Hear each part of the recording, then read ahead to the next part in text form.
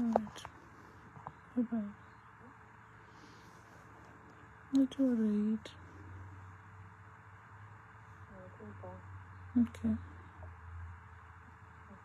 Bye.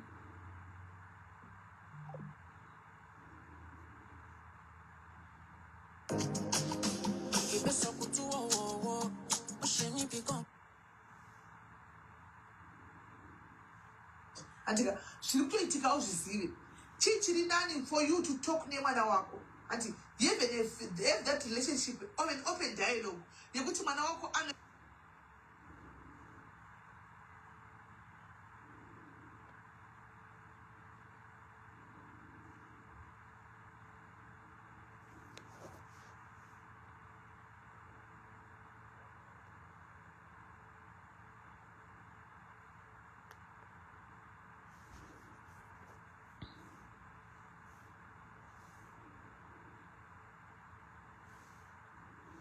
$14, $15 chine boyfriend. Of course, zvakandiomera kutaura nemwana wangu ane 14 years about nyaya dzeboyfriend. Andiwana. But already vari kutotaura nezvazvo kuchikoro. Vari kutoita nezvazvo kuchikoro. Andika. So guys, ndikukumbirawo kana paine ma 20 years and below varipo vana, can you please send your request? Kana paine ma 20 years and below aripo, can you please send your request? Handisi 9 requests dziri apa kuti ndedzema 20 years, ma 20 years ere kana kuti ndedzema chi. You can only right.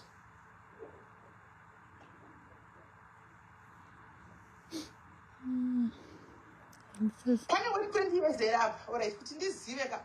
Kana uripo 20 years kuti ndizive ndokumbira kuti unyore. Ndokumbira kuti unyore kuti ndiri pano, ndobva ndona zita rako, then ndobva ndakutora hanzi vabereki vacho tiripo vabereki. Yes, I want the parents to be there. Tokuda kuti guys, we want to have an open discussion nevana. Musavhundusire vana. Antika, allow these kids, guys, to be. Let's allow these kids kuti vabude pachena vataure tinzwisisane navo. Ani muri kuzwa. Ngatirege kuvadzvanyirira. Anoona. Ngatirege kuvadzvanyirira. Ngativanzwe kuti vari kuti kudii. Then tozokugudzana navo paya. Antika, varipo here vana vada kukwira. Tokumbira umunyoreva kana mune ma 20 and below, you are there in the comment section. And muda kukwira ndokumbira kuti munyore. Hanzi I have a 20 year. Ngauye tendailusia. Ndachikumbira if possible ngauye 20 ngauye. Ndineva ndaitaura navo nesuno vakandiringa. Okay, mira.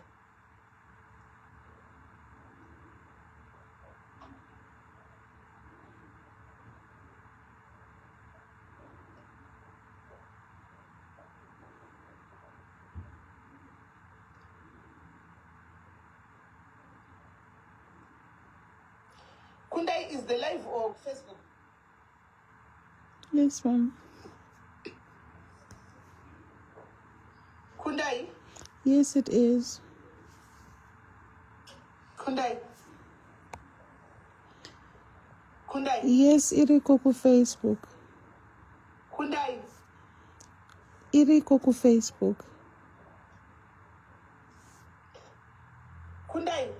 Yes, it's on Facebook. Where's the volume menu? Alright, it's on Facebook, right?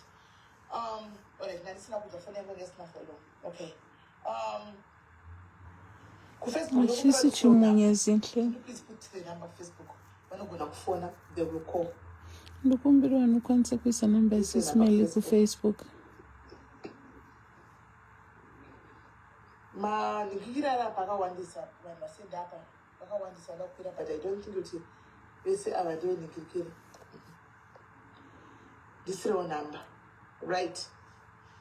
Ma 20 years and below, andisika, right? Toda kuti titaure, guys, nevana parenting, ma parenting skills atiri kuita sevabereki. Andimaona kuvana, because this vana vari kucomplaina kuti zvimwe zvacho anzi we are becoming damedeli sweetness wacho, right? Andimaona vari kuti tiri kuita too strict, andimaona nevana, so toda kumbonzwawo kuvana. Hi, Chimeza Susan. How are you, sis? I have a 19-year-old. Gracie.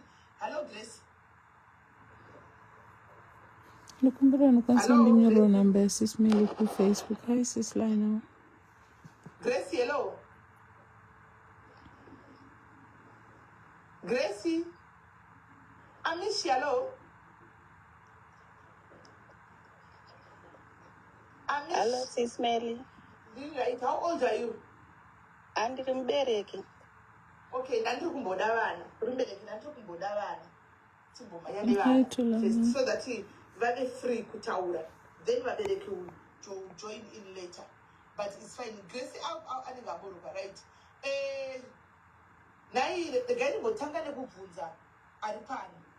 Antika vana please define strictness. Exactly. Animoya. Katsu kudavana first. Antika kutimbo takatanza kuti vana vakuti Shakira, you don't have to come on live. And it's like Shakira, yes, you don't have to come on live to get a papa. Thank you so much. Can they please call in? You as well. You are free to get a papa just to tell us.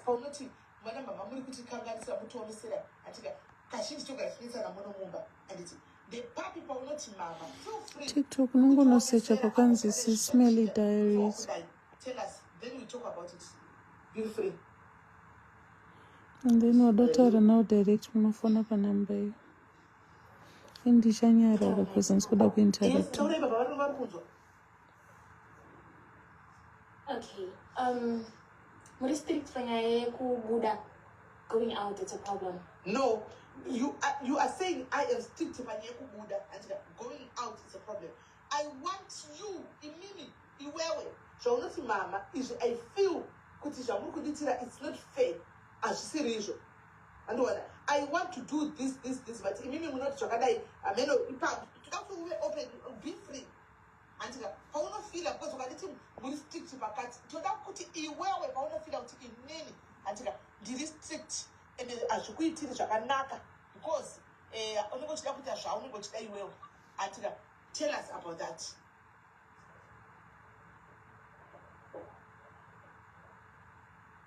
Be free. Go ahead. Okay. So, Tina, friends. Okay. We also have boyfriends. Boyfriends? Yes. Okay. As in, my friends cannot team Komana. So I will boyfriend, not boyfriends. Correct, yes. Alright. She's 19. Let's go. Yeah, because boyfriends, they're going to people stressing it. Boyfriends, no. Boyfriend, yes. No, that's not okay. That's not okay. From a teen. So, one of the times they go to the Buddha. But then, put up with him, but that's a tea, kind of kutokumbira kuti like ndombira kunoona mukomana wangu azviti totoza kuti amutibvumidzi because tikunoona mukomana wangu even in my own. Is there somebody else? I've muted him. Shakira Ngambo Pezesa, he'll talk. Go ahead.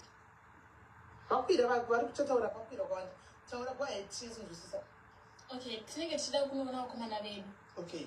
But then tinenge tichida kunoona mukomana wangu. Mommy. Can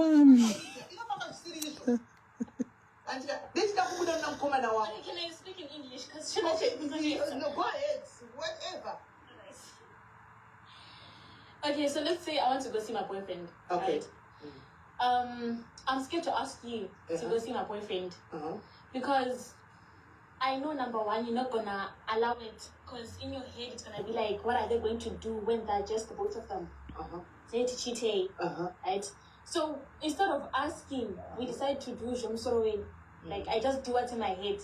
That's all right. In the Chinese property, we go girls out, my friends out, and then we go. Of which I feel like can I tell open like I could say with mama, all right.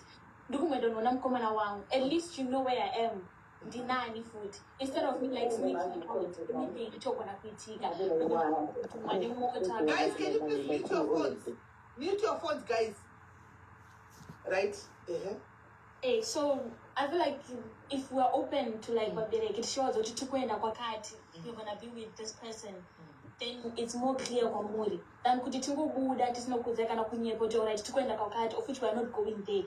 Most of them when you go to like Shakira's would take more takanoti as with the accident, of which I'm still as you could go and girls out cannot go and Oh, thank you. All right. So in other words, you want you want me to be a little bit relaxed. Could you be free? Could you that mama? Do we not come na wangu? And then over that enda mwanangu. And say, uchienda kumkoma na uku, uchienda uchidzoka same day. And say because the kana utuno uchika zile ndo wachako. Ndanga chitukisisa. Both. Ah. Okay, endelea mbele. When we quit mama right, tugona kuronga kwenda on vacation for a week. Nemkomana. Oh. But then yeah, tutoshika kuinza kwa muri cause tinenge stress but it's like no. Inenge tori more stress kuto right. Ndo kungira sema motora ndoda kwenda kana kumphisa nemkomana wangu. We can't is the weekend chainotoneza kuti toswera weekend yesaidi kokoko kuzoti viki. All right. I want to ask you, Antika, ndoda kubvunza pane vasikana varipera muniteerereo. Ndoda kubvunza anti Shakira une mwana wako iwe Antika even aine 19 okuti haana kuroorwa Antika this is just a boyfriend oti ndoda kuenda ku vacation kugirisi kana kumoroko nemukomana wangu iwewe usamai ugodosara kuti mwana wangu akaenda nemukomana kugirisi haana kuroorwa remember. But vacation. But what muri two vacation, what will happen? You are going to be like a husband and wife. At 19, probably the guy is 22 and 25. You are now playing a father and a mother. Ndipo sana kagarandi right. Kan tuko tujue uko sana kagarandi right. Knowing your child, probably this guy is not going even to marry her. And put yourself in my shoes. Tunakuona sana chiwi sana. Guys, Antika, tichinzwisi sana. Tichiwane sana. Antika, zvakanaka. How would you feel? Don't you put yourself in my shoes? Then you are not married. Uri mskana. I'm going saying, ndine mwana wangu mskana. The mwana wangu mskana already wants to go and parade as a mother. Because muri took vacation. Even mama doesn't need them chifunga. But it's not like that. No, when you go to vacation, Shakira, what you're saying, we are not moving in, and this could move in. I'm coming back. It doesn't matter. You are not moving in, but what you do for 1 week can even be for 3 years. All right, weekend, all right. Don't go to your weekend. It's the same thing. It's the same thing. Weekend, come on, guys. Mama, allow me to ask Shakira this.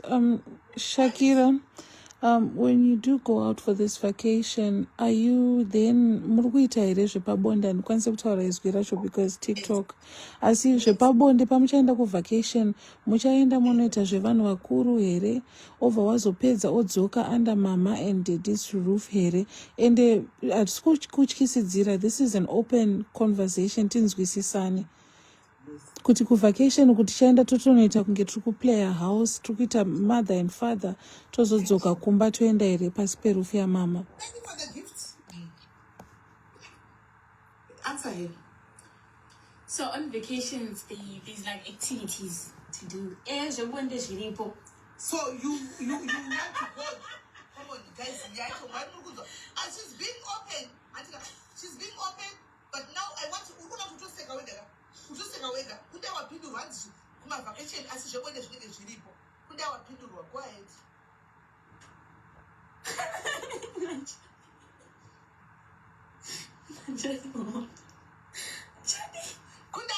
Go ahead. All right. Saka Shakira, pa unenge uchiti mama vanhu vanotyisa kutaura nawo handiti panyaya idzi dzemarelationship because mama vano overreacta. How best do you think?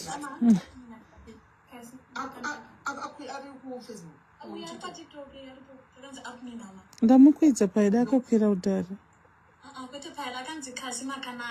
All right. An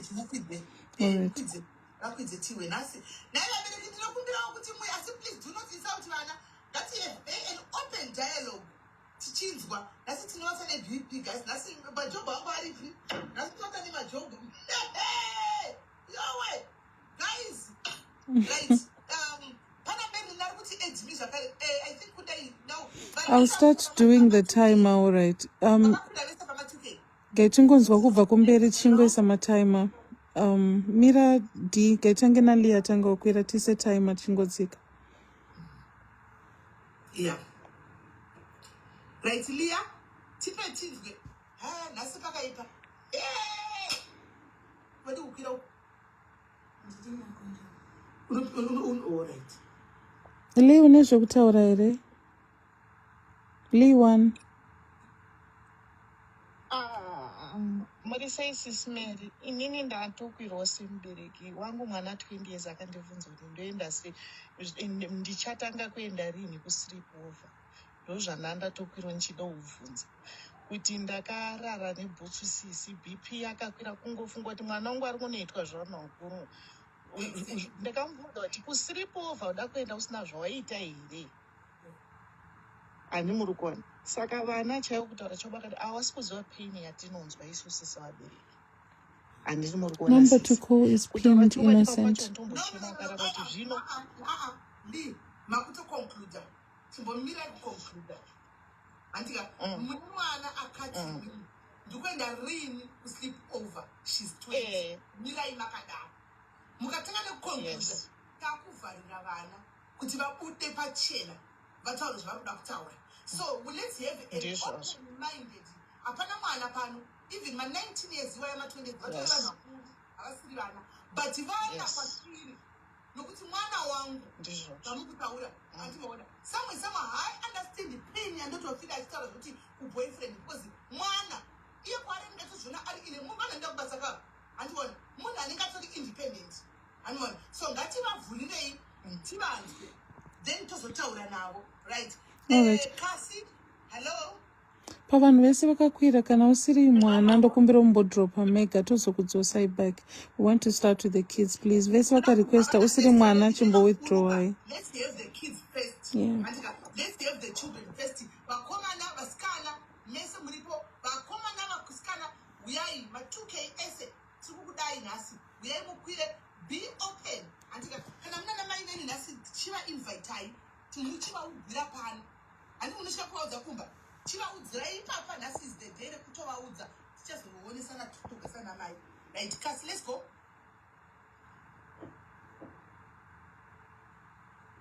Kasi. Hello, Mama. Ndonzika. Yes. All right. So, ndine mubvunzo pakuti all right, mukutirambidza in the event yekuti munomuziva mukomana wacho. Makatombomuona, munotoziva kwaanogara and all. Why would you refuse kuti ndibude? Okay. So, anyway, tatoda kutanga kunzwa kuti iwewe challenge yaunayo is nesu sevabereki. Said kwako yakazvimira semwana ndeipi. Then chazopindura makwesheni emu. Alright, challenge yandinayo ndeyekuti ndakukumbirai kuti ndokumbirawo kubuda. Handiti ndakukumbirai tokukumbirai kuti ndakurespectai kuti ndokumbirawo kubuda kumukomana wangu ndikudzoka the following day, right? Where would you say no? Mukundidzvenyurira ipapo because ini ndakufunga kuti since ndichinoziva mukomana wangu. Why would you say no for that? I know asati aroora ndikuzvinzwisisa but it's a request ndiri kudzoka kumba. Okay, right. So we have the same request yakafanana neyataurwa kuno naShakira as well kuti tinenge ndoda kukumbirawo kuenda. I want to be open to you. Ndakuna mukomana wangu ndodzoka. Munondirambidza. At the end of the day ndichangoenda. Andimaona ndichangokudhojai ndokunyeperai musingazivi. So we've got two requests now. Dzakafanana, right? Tine umwe here mwana ari papa. Makadini. Ndiri right. Sorry, ndashandisa account yamama wangu because andisokwanisa kujoina neaccount yangu. Saka ndakandikumbira ngovhunza kuti tomboti mwana auya, not kukumbira for a sleep over, but auya achiti ndakandikumbira kubuda nemukomana wangu for like hours, maybe from 12 until 6 dzemanheru. Yeni ese kunenge kuchiri kwakachena sometimes. Kana kuti akati ndikumbira kubuda ndodzoka na5:30 nemukomana wangu handitya. Makore anenge ane 18, mukomana maybe anenge ane 20 years and 21 years. And like ndinofambiswa sei pasituation yakadaro. Saka ukuthi umleko chida kukumbira kunoswera nemukomana wako usodzoka zvako. Andika asi You can't tell mama. Ndoda kubuda ndisora nemukomana wangu ndodzoka. Kutokumbira ndokwanisa kukumbira because zvemukomana takamboita ma-issues nenyaya dzakomana vakazwa approval ndokwanisa mukomana because I'm 18. Vantu ndokwanisa mukomana because I'm now 18. But the problem is vanoti ndite mukomana but now kuti ndibude panze like kuna nomona vabvumi whereas kubuda kwacho ichiita nemukomana uyu asi kunosangana mudzimba but like tichienda kuno maybe nona grand west kumagames todzoka tikuri kurestaurant todzoka hatisi kuenda kudzimba tichita sei ende pandobuda ndovaratidza location yangu ndiri kupi but now it have reached the point whereby handichatobvumidzwa kubuda at all because of zvimwe zvinhu zvakuita vamwe vana. Right. Thank you very much, Lydia. We'll come back to you. Right. The next anyway, Pakaipa, but we are being open-minded. Yes, Enshi. Ndokumbira ukuvhunza. Sometimes problem wabereki why isusu tichizotadza tichizokuhaidhira izvinhu inyaya yekuti pandinotaura ndoda kukupa seadvice ndichinoinyaya ndinenge sekuti ndokundo why ndichazondibvunza kuti ndikuenda kusleep over oro chakadai muno overreacta kana kuti ndokumbira kubuda handisi kuti ndoda kuenda ndiri kukubvunzai why muchizotipopotera kana kuda kutirova kana kudaita sei ndiri kungokubvunzai kana zviri wrong handiti munodi kundiudzawo kana kutaurawo neni zvakanaka. Okay, so today manamai andinokuteerera manamai I want you to listen. Nana baba varikuzoreza vana scan vega. I want you to listen to these kids now. Antika tine zvinhu zvatofunga kuti tichitogona antimaona tichitokanganisa. This is why sometimes maybe andizivi kutokona kutofunga kwangu tinozongoona mwana ane nhungu and you end up wakuita depression kuti zvakaitika sei. I was very much strict. Guys, this is a different generation. Anokona kudhara zviri kuita vana avo kutokwira paplatform kutiudza kuti ndechida kudai anokona tanga tisingazviiti isusu wairohwa senyoka yapinda mumba kutaura zvemukomana even uine 20 zvakasingaiti saka vanhu vaizongoonekwa vaine nhumbi onzi nhumbu yani ndotospekuletwa kuti pumwe ndiyandikipada because hakuna chitaigona kutaura nevabereki vedu vaityisa anokona whereas ma2k aiko zvino aya ndeimwe mbeu guys. So which one is better for us to be close nevana? We open out as much as chirwadza, we open dialogues tokutaura nevana pomwe pachona maybe tozwisisana atika tichionesana they become our best friends toziva zvikuita nepepeni wavana vedu than kupopota nekuramba nekuvharira kunze kunzi ndiri strict mwana achiita zvanenge achiita kunze then mangwana achayakatakura HIV because I never got a chance to speak nemwana wangu kuti mwana wangu kana waita boyfriend kune protection mazano kune AIDS kunodai handina kuwana nguva because ndaikuti I'm a strict mom. I don't want to hear about boys. Which one is better? Because we now have 3 kids, 4 actually, who are saying nyaya is the same thing. And one is saying nyaya I want to go and see my boyfriend but I cannot tell my mom because vanopopota vanondishauda kana kutorohwa unorohwa andika ndinonzita mukomana but aubvumidzwa kuenda kumagemu kumou just kuenda kumoni mukomana kuti mungotenga ice cream chidya muchingofamba handibvumidzwe kune uchinzi muri kuitei ari maskati muri kuona. So for now tikutora zvichemo zvevana zvese vabereki ndochizokupinza imati mochiuya motaura modzika vana vodzoka anoona tichiita takadaro kusvika tawana a common ground. I believe vana imimi vabereki venyu mava share life because kuuya kuplatform kuvabereki hakutangiki saka vanokwanisa kuzvinzwira pano andimaona totaurirana pano tese tinawo vana mazera totaurirana pano towirirana pano andimaona anoramba orambira pano andene koko because I feel like I don't know. Right. Do we have another child? Aripo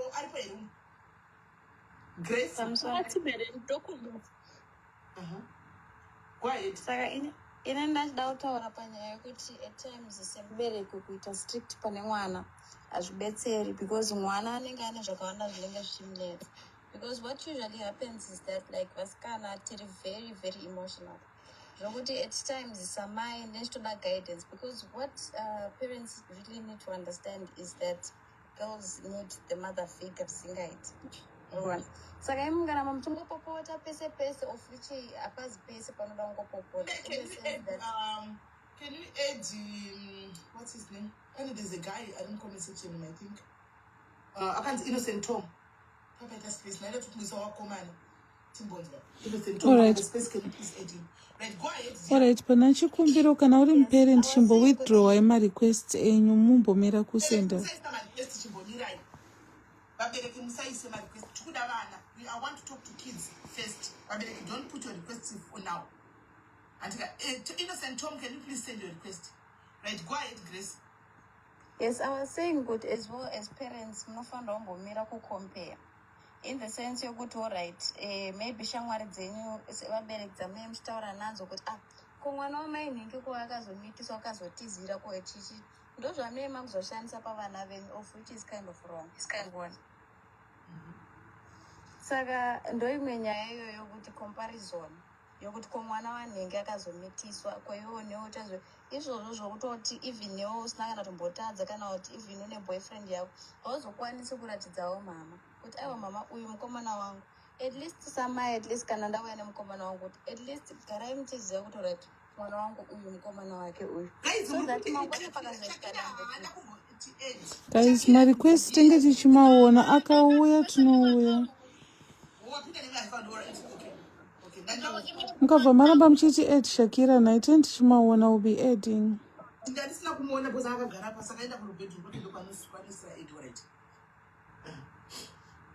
Right. Saka pani mwana ari kuti right now ndinenge tine andikwanisa kuita free vabereki vedu atikwanisa free navo vanopopota because tinorifeiwa kunzi bona mwana wokwanhingi akazomitiswa saka they think isusu vabereki we think kuti mwana akabuda kuita boyfriend because mwana wopa wanhingi wakunda yakamitiswa saka newo mwana wamene achanomitiswa because kune reference yekuti tikukombera vana animaona. Okay, we have heard about that one. Hello, Innocent, how are you? Yes, how are you? Thank you very much.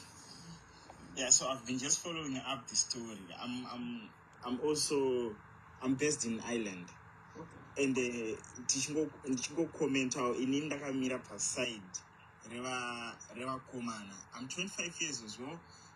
True. Zvekuti ma vacations zvino exist. Ichokwadi.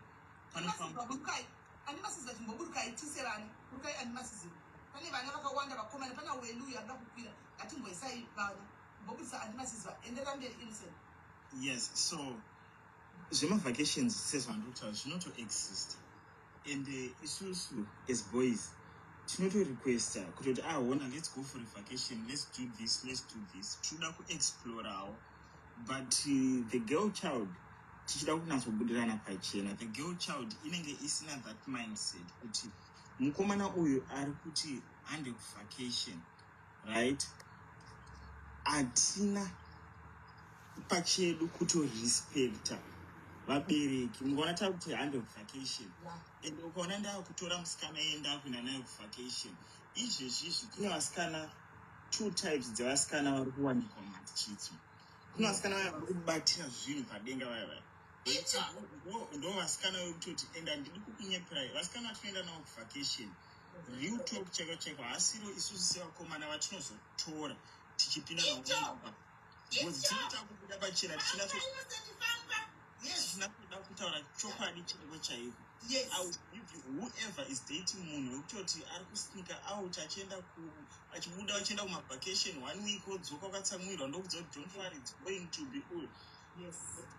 I would definitely tell you this. Munhu yeye handimbomurori. Why? Because in the institute kwandiri ndo atinoti isusu mafreak type. Kana uchida kuenda nachipo.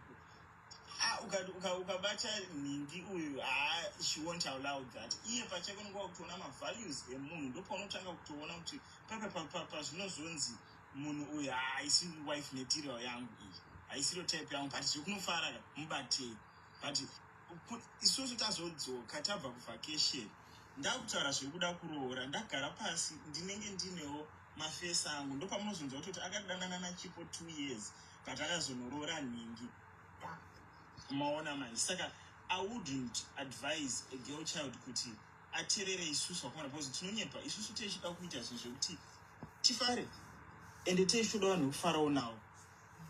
ende vanhu vekutotiwo mumaketi havaperi. Kunove vanotozikanwa kuti ava ndevekufara, ava vamanje kana uchida zvekuzoroora chaiko chaiko, uyu ndiye chaiko chaiko, just for the sake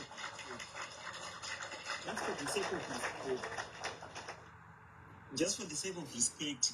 Kana mukomana ari serious chaiko chaiko, ukaona mukomana wekuti anotokukumbira kuna amai, ipapo that shows something. Ane self value yako iwewe, toti is your mom supporting this? And ukaona ukati mama vari kuzvisupport, indinodzokera kumba ndichiti ndishozvipa maquestion mark kutoti mom zvake vanobvunza kuti ndiende nomwana wa 1 week kuvacation, akakurira kumba kwakadi, abringing yake yakaita sebo. Zvinhu zvekuconsider isusu taakuzorora. I'm just 25. Vanongokonza ndaroora munhu wekutoti mai vake vaimubvumidza kuti ndiende naye 1 week. Saka abva kupi munhu uyu? And akuti sleep over chaiko chaiko. Takuda kutaura chokwadi. Vana kana vachiita musikanzwa, ngavaite musikanzwa yavo kuseruko zvekuzoti hanzi taenda vacation, taenda kusleep over. Inenge highest level of disrespect zvayo pachayo. Right. Thank you very much, Innocent. Guys, we are allowed to give gifts as well. Give them gifts vana ava. And ataura zvinokuitira, zvinokufadza. Ma2K ega ipanapa. Handisi kuda munhu ariwo kuma-90s. Ma2K chete. Please, isai magifts. Inini zvakare ndiri kudzokorodza kumuomberera mwanakomana uyu. At least, handisi asi munhukadzi ataura. It's coming from a boy's point of view. And it's more right. Thank you very much, Ino. Tine pane mumwe arida kupindura Ino kana kuti you are allowed kupindura na Ino. Ndiripo.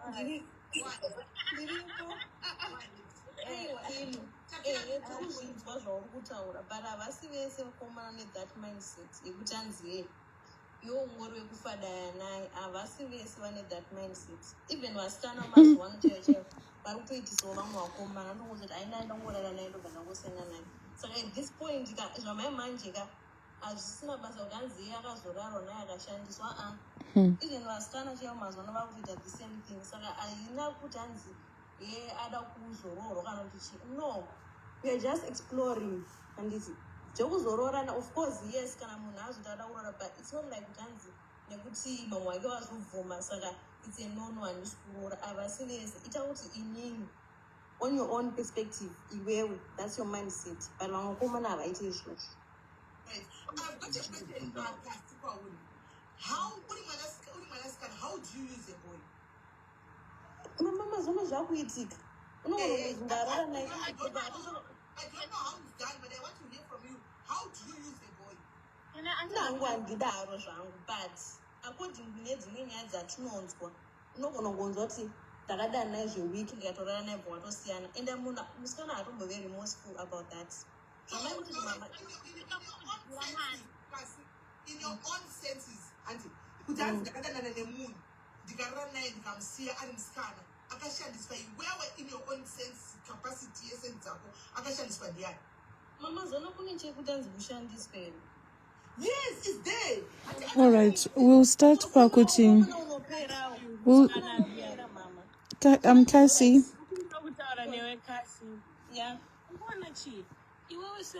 Same scan, you have more to lose than a boy. Even na mama, we are that close. Mama, she's my best friend. What will pan up? She's my best friend. No share now. Remember, she's very open. Continue. I can do that. She my dangers. Sex before marriage. Yes, I can do that. Even scan, you have more to lose than a woman. Just I'm not one street good. Yeah, woman at no ashandisa chichi. At the end of the day, poachers will turn at 30, 40. Which I realize that we can waste the time doing useless things. Yes. But women, they have nothing to lose, these guys. You have a lot to lose. Uneta chumere, uneta lumbu. Uneta single mother at a very young age. All right, see the words here for you.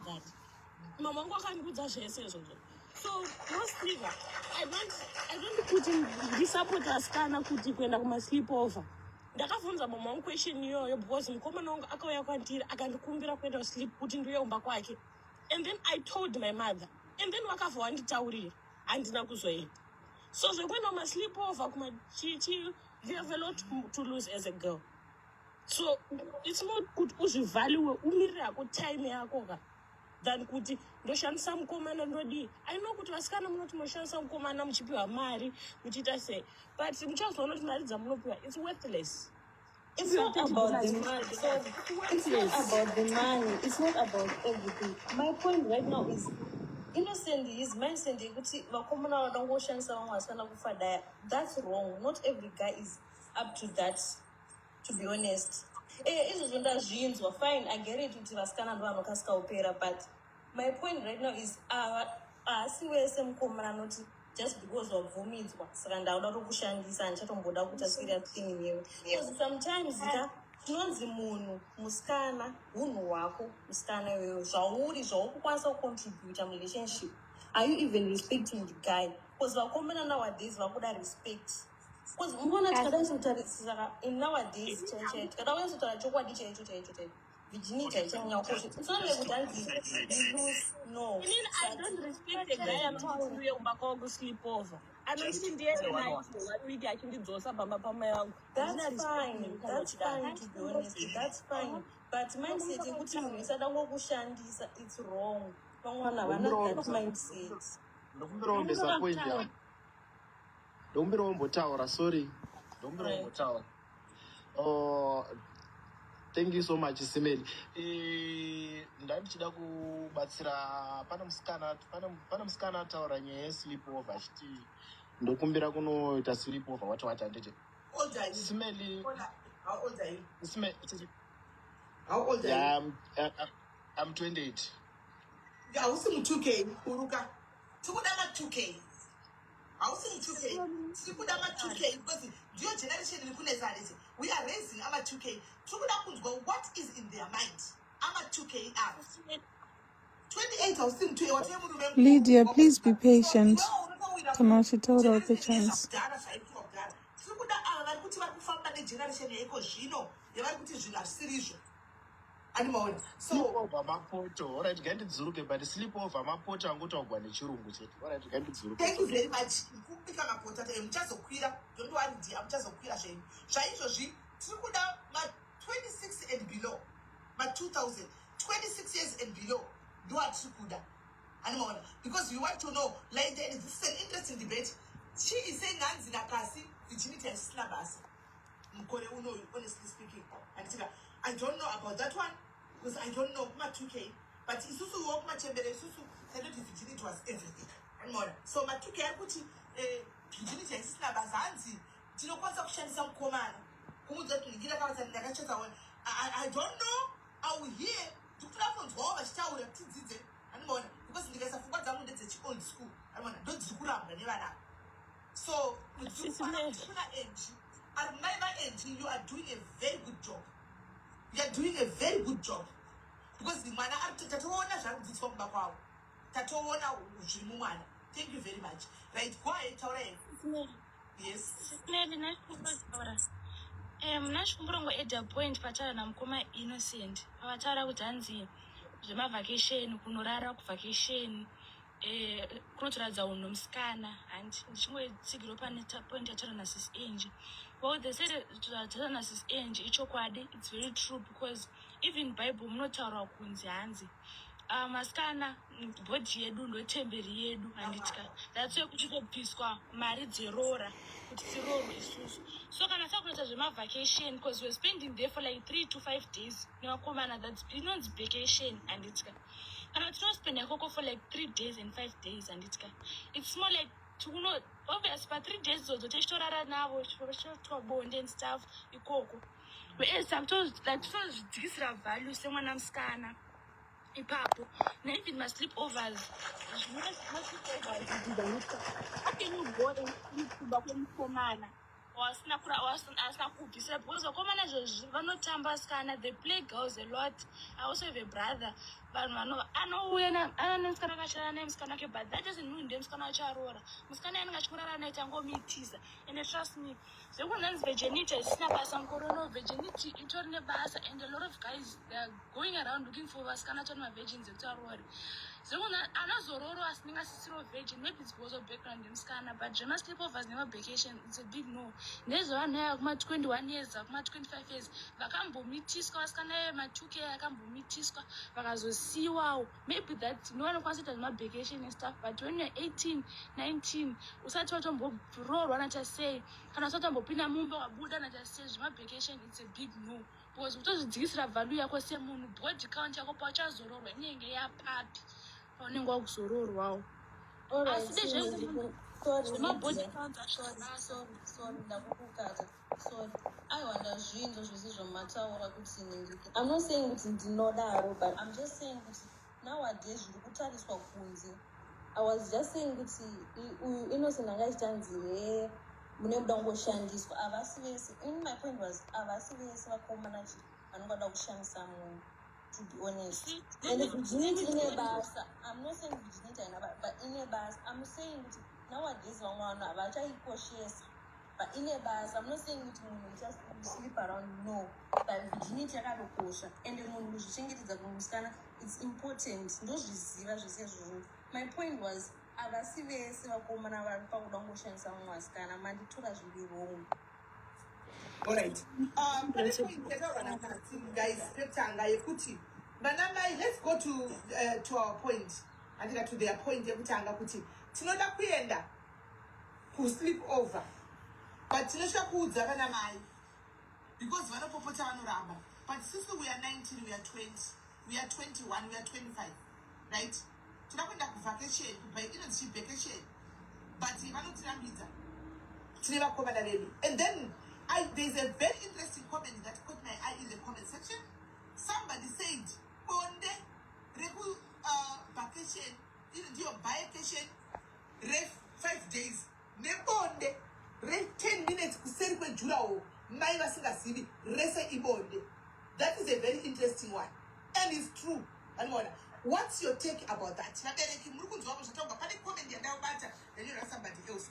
Kuti bonde remwana aenda ku vacation nebonde raitwa mai vasingazivi 10 minutes kuseri kwejurawo rese ibonde. And I don't know, it's just interesting. Yeah, I would like to comment on that as well. Kuti bonde rekuseri kwedhoo nebonde reku vacation zvakafanana, zvakada kufanana, but zvinozosiyana pakuti isusu chokwadi ndichoti chatinoziva nchokuti ana mai vedu haisi nekuti vanga vasingaiti musikanzwa, but vaitawo zvimwe kwete zvekuzoita musikanzwa zvokuda kubva watorerutsa dzinza rese zvokuti kwatinotobva vanotozviziva kutoti uyu musikana uyu tiri kutoenda naye ende ari kunoitwa bonde. But rekuseri kwedhoo rinenge harina kurerutsa mhuri yekuri kubva mwanasikana uyu, because inini kutaura chokwadi the moment yandinopiwa yandinoenda nemwana wevanhu 5 days, inini ndichiziva kuti handisati ndaredi chaiko chaiko kutomita up maparents, ndoenda naye kuTurkey for vacation, toti trip vacation 5 days dzese. Already value yemusikana wacho, okay fine, where is the girl's value ipapo? Isusu sema 2k toti value yako ikatadza kubva ipapo ichazobva papi pamwe. Ndechipi chimwe chinhu chauchazobrega nacho wakamira nacho iwewe semusikana? Inini as a guy it's okay, kesanga chimbotaura achiti it's not every guy who does that, but ukatoona mukomana achikuti hande kuvacation, indi kutaura ndakamirira vamwe vakomana vedu ma2k, ukaona ndatoti hande kuvacation, pfungwa dzangu dziri pakutoda kuti unokubvisa bhuku, because ndichakutengera maice cream nemari yandiri kushanda kuno, tokutengera chakati what tadzokera mumba muhotel murume yatanga tiri, what is it that you're going to repay me? You feel like you owe me. and definitely somewhere somehow chero vanhu vakada kuita kunge uyu but tinenge tarerutsa kuri kubva mwana tinenge tarerutsa chaiko chaiko but vakanoita musikanzwa kuti vachikora ramai vedu ava vaitoitawo musikanzwa zvisingazivikanwi kumba ndo zvakazoita kutoti kwete kuti munhu paanouya kuzoroorwa vanhu vanotoita kuti at least atozowanawo vanenge vachitonyara kana kuchaja chaiko chaiko because unenge une nhoroondo ende zvekuti hanzi mukomana nemusikana hakuna musikana anoexplora munhu ega anokwanisa kuexplora musikana kuexplora uchiendeswa nemukomana kupi kunzi 5 days week vacation ipapo handisati ndaiunderstanda zvangu mifi yacho kuti inenge iri papi. All right. Thank you, Innocent. I want to just add, Kuti. Let's all be reminded, Kuti. Kana trukuda kunzwisisa the other side. That is side is get truku jaja. This is the last warning we're giving. Kona room comment section or ataka Kasi for saying kuona ushirikuitika around them. Let's have an open-minded conversation. Ndovunza mfunzo kumatuke sari pa panel, Kuti. Tinonzwisisa chi kana pachitaura zvokunzi value. What do you understand by the word value, and what do you understand by the word yekuti dignity? Sorry, can I respond? Kuna Innocent. Although I know kuti muchandidzinga smelly, I'm not mutuke. Ndilangonyora kuti bondere mujurawo nebondere 5 minutes, and I don't think kuti well, personally zvataura naInnocent kuti tinotengera vasikana ma-ice cream within 5 minutes kuseri kwedoor. That's actually devaluing a woman, because at least kana wasvika pastage yekuti une relationship yekuti munhu auda kuendesa kuvacation, it means that at least, you know, that should be a sort of steady relationship, and at least some enjoyment, exploring other things and enjoying each other's time in another country, for example. Whereas ukati I'm taking ice cream to another 5 minutes kuseri kwedoor, I think that's, you know, missing the point. The point should be nyaya kusa open nevana. May I'd rather my daughter is going on vacation with someone she's in a stable relationship with than my lollipop shop. I think that's actually worse. You know, it should be open and honest and have this relationship and friendship never to allow them so that you can do because she has that friendship with the mother, she can be open and honest, and the mother can then advise. If you are going to go down that path, and you're not married, but at least A, you're using protection. B, contraception, you're not getting pregnant. And my problems are relationship.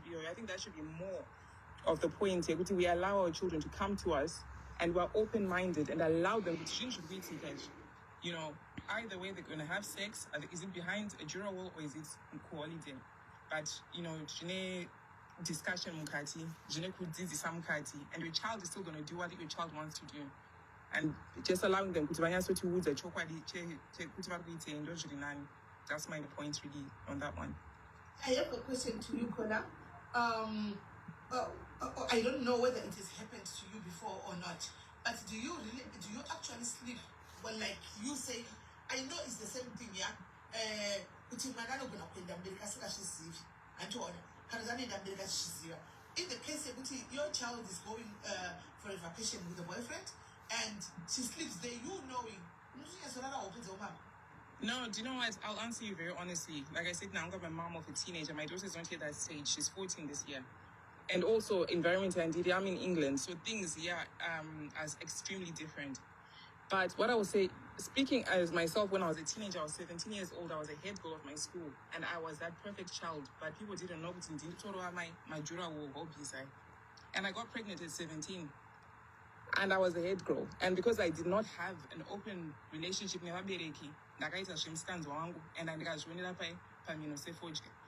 so I really believe, Kuti, yes, I wouldn't be comfortable. I don't think I'll be able to, but at least A, I'll know where my daughter is. B, I already have explained to her all the risks that are associated with it. If you choose to do this, you are, A, I'm going to meet the guy. B, I've got my numbers, I've got everything. And also, you're going to be safe. You're going to use condoms. You're going to be on contraception. I've not yet reached that stage, but I know, speaking from experience, I'm the perfect child to my grandparents.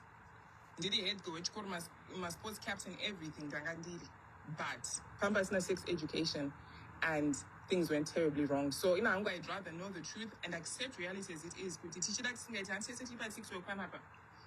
Pani vana vari kutotumirwa mapicture evanhu vasina kupfeka vari kutorwa seizvese izvozvo zviri kutoitika. Saka ndikangonyebedzera kunge zvisiri kuitika nditi pangu pamba hapaitwi izvozvo. Then it's just going to be history repeating itself where my child is going to do those things but ana ngatishaya hangu hope asi ndichiziva kuti mwana wangu ari kudzoka asina nhumbu and asina chirwere. So I prefer that. That's my better option. Hapana easy option, but for me it's safer. Do we have something? Mama Molina Lisa. Muri mai vangu inini and I'm 20 years. Ndoda kungotaura pane zvamataura kuti you rather have me as your daughter kuti ndiende kusleep over ndidzoke ndisina nhumbu and ndiri safe.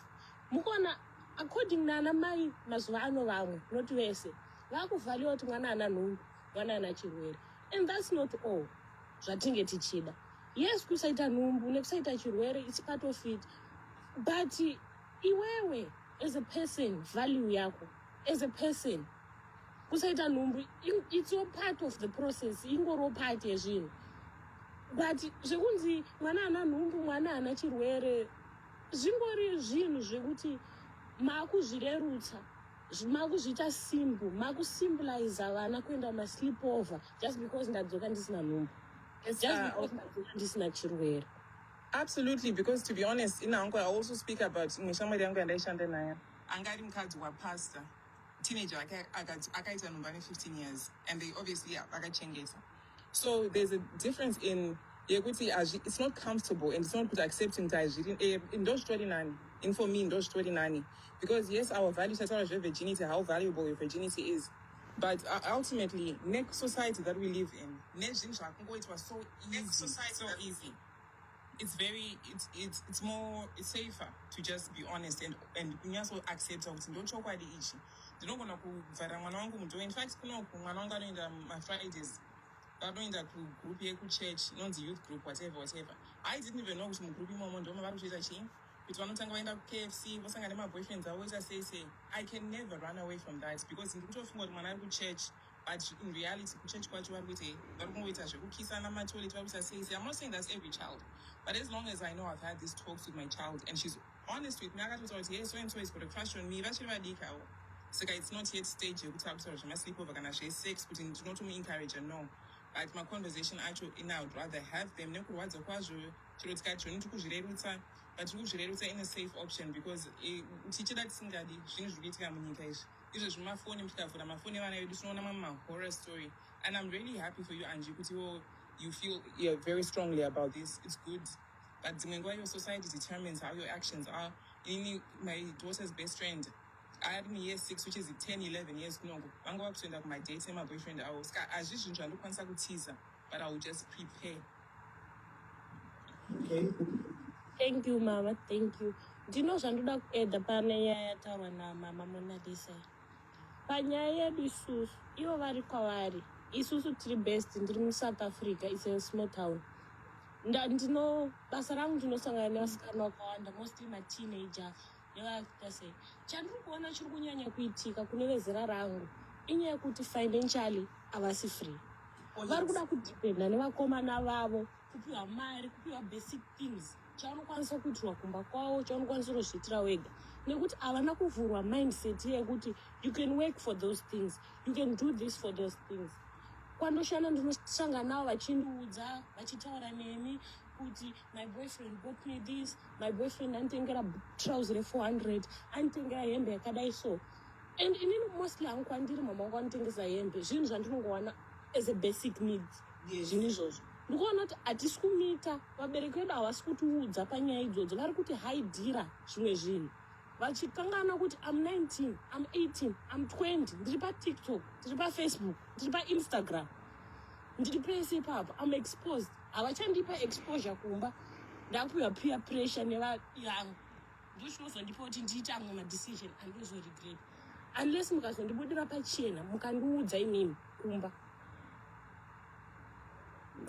Okay, sorry, can I just quick, I'll drop off Angu, but I just wanted to respond to Ranzi, the Mona Lisa and Scooping Ranai. She's trying to nature her daughter the European way. That's another thing.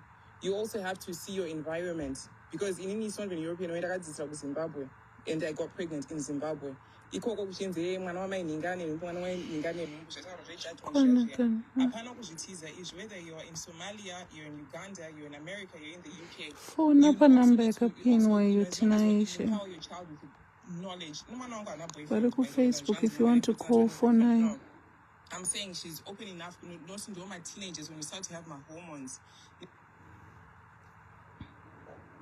What happened? Okay. Thank you, Sis Mary. Ndrango to comment how.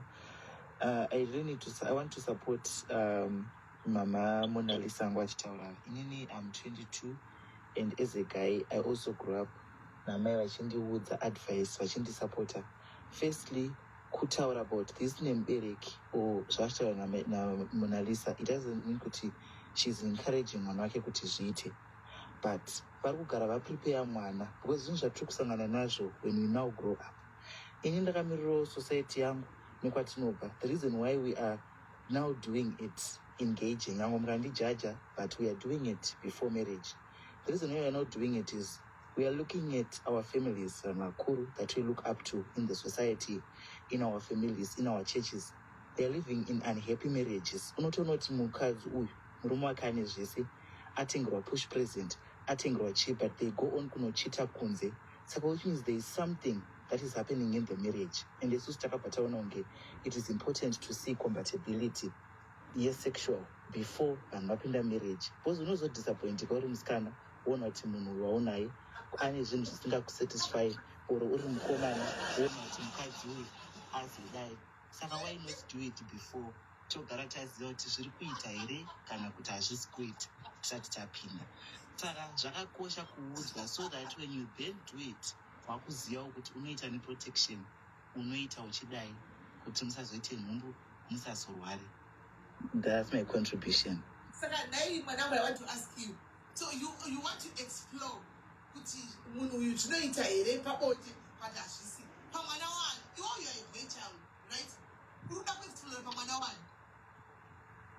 It's a 50-50. Tese toda kuona compatibility because saka imimi chiri kuti wati muzonetsana nemurume wenyu mari zviripo mukutoenda kuchechi mutori elder namai elder asi mai mumonochita murume. It means there is something that we don't know in the bedroom chiri kutadza kumeka sense which we cannot get to know tazoroorana. Ndabvisa 5.2 ndaroora munhu ndozorealiza mubedroom kuti hazvisi kubuda. Ameno tingapaitawo ini muchita advice aisi vabereki takudzosirai nyaya why we are experimenting from our end.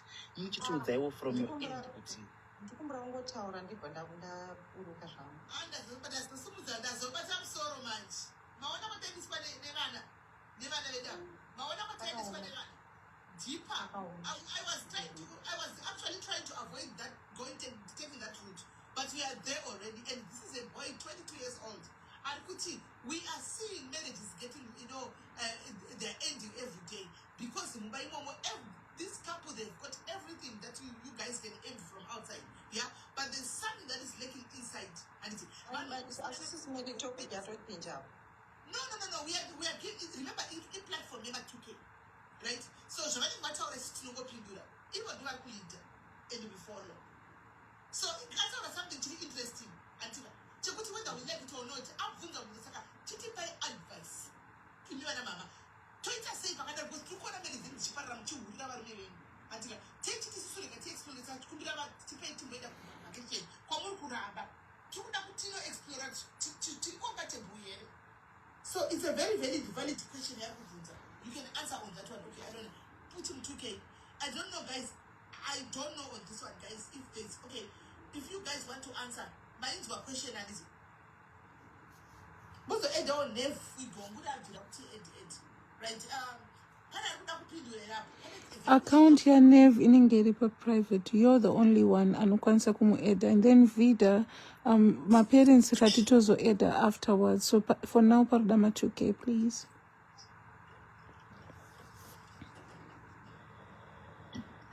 Sorry, vanhu ngavambomira kutanga kundituka kuinbox. It's my view. No, guys, let's respect one another. Moderators, Can you please block? And I invited these kids here. Let's hear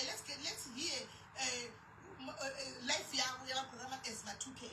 Chema sit ma 2K later. Ma 2K then talk about the platform kuti vadurure. And talk about 2K. So when are you going to know the truth? When are you going to be in their world? We want to be in their world, but how can we be in their world? They are here to tell us exactly as much as Chirwaza. Because sometimes I need to see man. They shouldn't restrict to man. Okay, Mother, ndindokumbira mucheke request ya Neva and sikuiona. I think at private. Okay.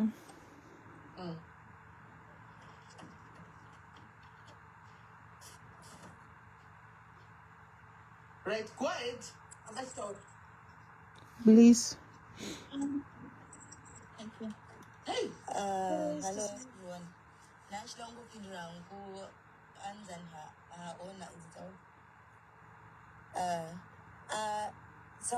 I think sometimes it's not about kuti varikuona ma marriages kuti anzi vanhu vanenge vachitengerwa motikari push present and what. Do you know what? Let me tell you something about my push presents atinenge tichipiwa tiri mamarriage home. It's not about rukudiwa. Sometimes we keep saying vanhu vakurunga vamira. Atikudze kuti kwaitika zvakati. Munhu unochitopiwa itori sori. Saka sometimes you can see kuti munhu ari kuigirwa maflowers, ari kutengerwa chii, ari kutengerwa this and this. At the end of the day, sometimes haisitombori rudo. Mazhinji acho masori. Then imimobva maona kuti mai havanoitirwa zvese. But at the end of the day, vari kuzonobuda vachichita. And sometimes kuzobuda munhu achina chinochita. Just because the end of the day, the Bliss, I think you're a bit lost. That's not the topic, Bliss. That's not what we're talking about. And takumbira utokumbira ma 2K guys. Tikangotereraka, we'll move on quicker. Gaipawe ma 2K first. And the topic I serious ma push presents and cheating. I'm sorry, but that's not the topic. I was just trying to say how he said it.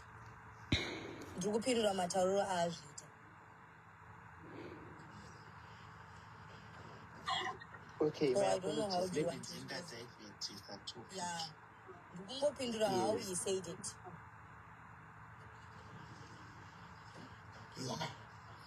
Right. Guys, let's have another 2K up in the upper, and then tuzobesa vabereki tinzo vabereki vati vakutsva chaiko varikuita kutsva. Never, I'll add you when there is space. You are the next to be added kana paita space. As for now, hapana space. Maybe you can remove mubereki akuila timboisa nefu kana request yake iripo. So you need that you in a particular. Sisneli, ndadzoko futi inini mandikumbiroka muchazoedha ubereki kwaikwai muzondi. I think wanzwa question yangu yandabvunza kuti ko vari kumborambidzwa kubuda at 18 anorambidzwa kubuda during the day apiwa 2 years kuti adzoke pamba kazani essay 6 o'clock izvezvi unenge kuchivakachena michana. Ko anorambidzwa kubuda during the day at the age of 18 emukomana 20 years tochita sei to go on a date, not when that is a man of Zim. Okay, right, no problem. Chaban. Now, check with the checks from Murabe Muripo, Toysa Mipa, 2-3, Muraba Muripo, to change and deliver Tishmis to the Stella, but we are out of order, right? Never welcome. Shakira, if you also have something to say, please, would we send that town? And after that town, you guys that you are free. Until never, we welcome you. Hi, Auntie. I'm on my auntie's account. It's me and my cousin. I'm 19 and my cousin is 22. You said we can talk to Auntie. Auntie, for me, thank you for this platform because my cousin and I are going to ask our aunt something that we've never asked her before. She always says, why do I ask my cousin? My cousin is, okay, me saying the story right now. Okay. My cousin is 22. She got pregnant last year. I'm close to my cousin. Why? Because my cousin relates more. My problem with my mom is I feel like my mom doesn't trust me because she tells me all these things. You get pregnant, you all these things. You have sex, don't do this. Yes, I hear you and I understand. And what really hurt me the most was the other time there's a girl in church, right? We went to church with this girl. She was a good friend of ours. And something happened. This girl got pregnant. Because this person is my friend, I feel like I'm being punished for what she did. But I'm your child. I trust you. I listen. Why don't you trust me? If I'm telling your mom, can I go to the movies? Can I do this with somebody? I'm 19. I just met this person. Okay, you're okay with me to have a boyfriend, but you're not okay with me seeing that person. What do you expect? What am I supposed to do? Like, that's so hurtful because like, do you even trust? No, don't look at me like that. Do you even trust what you teach me? Because I trust you when you teach me, but why don't you give me a chance? Like, I am Danam and Mamela, do you know what I mean?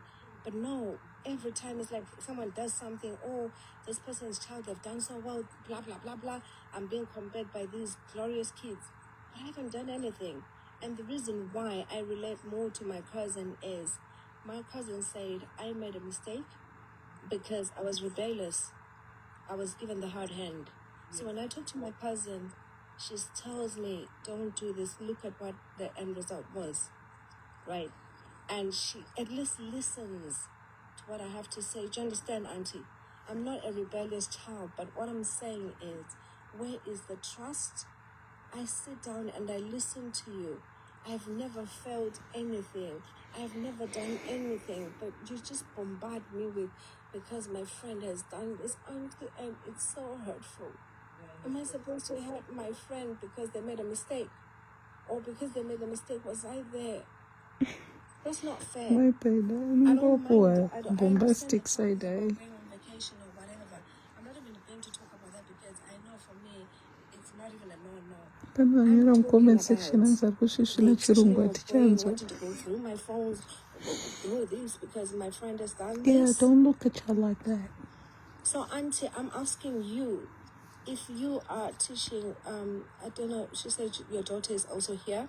If you're teaching your daughter and you're talking to her openly, wouldn't you trust your daughter if she comes to you and say, Mom, can I do this? Or Mom, wouldn't you understand your daughter? Because obviously, if you're teaching her something, you're expecting her to trust you as a mother. Is that right, Auntie? But if she is telling you, why do you parents find it difficult to trust us? Yes, I'm the girl child. Yes, I'm the one who's going to be left with the baby, etc. Yes, I'm the one who's not tomorrow or whatever. You know, she's got a famous saying of saying, oh, other boys will be putting in the bin, who's going to want to pick up. That's not nice. What are you saying about me? Would you listen and trust your daughter, Auntie? I'm asking you before we go. You said we should ask Auntie. I'm asking Auntie. Auntie, would you look at your daughter? Mom, can you please give us a chance, please? I know you are my person. That's why I was not getting you, because I know you. I thought I was like, no, you are not from 2K. So why are you requesting? I literally did. I know that they are Christian. Sorry, Sisimeli, sorry. Kuphela nje ngiyamangala ngoba angikaze ndizive ezizinto, but I'm sorry, I'm quiet. I'm sorry. Now you are my person, right? This is the reason why I opened this live, so that all of us can perfect what we think we are doing best. I really understand you, Nev. Remember, Titorima age groups, so the way you feel is the way that I felt also before, on Shakira. But now, I think you guys have been in the UK way back before us, right? Yes. This has been going there 2 years.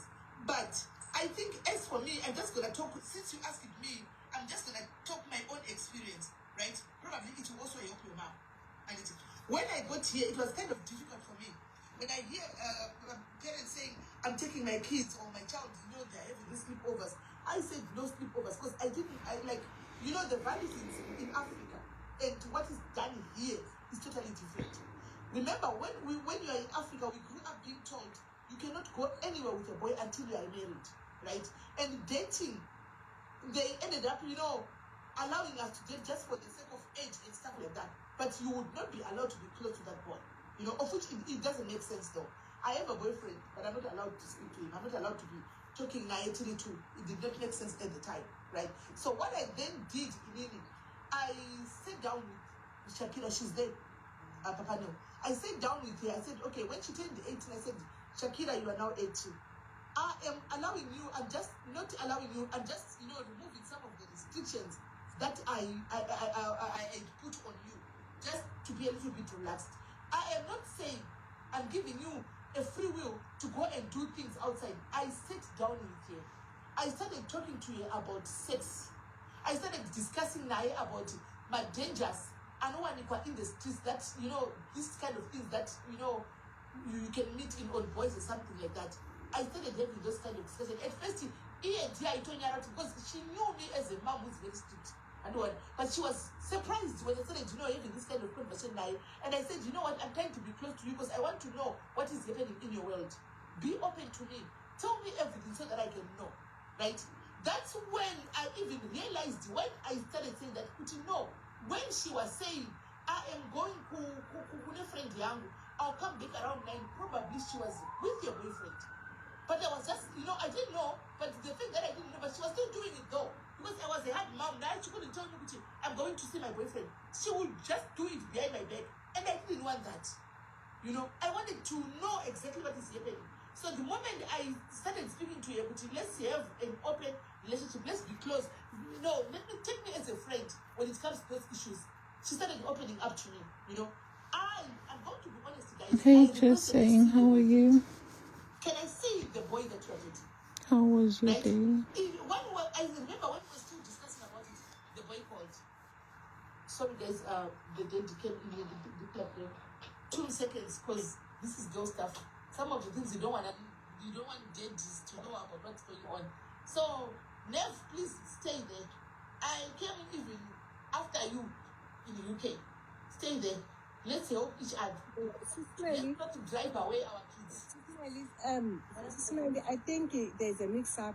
The girls are my nieces. Their mother is here. Me, I'm here. It's a group of listen to your life. So they are free because they are in my house. Yeah, so the mother is looking with an eye. So me, I said, speak to auntie, not me. No, mommy. Relax a bit, mommy.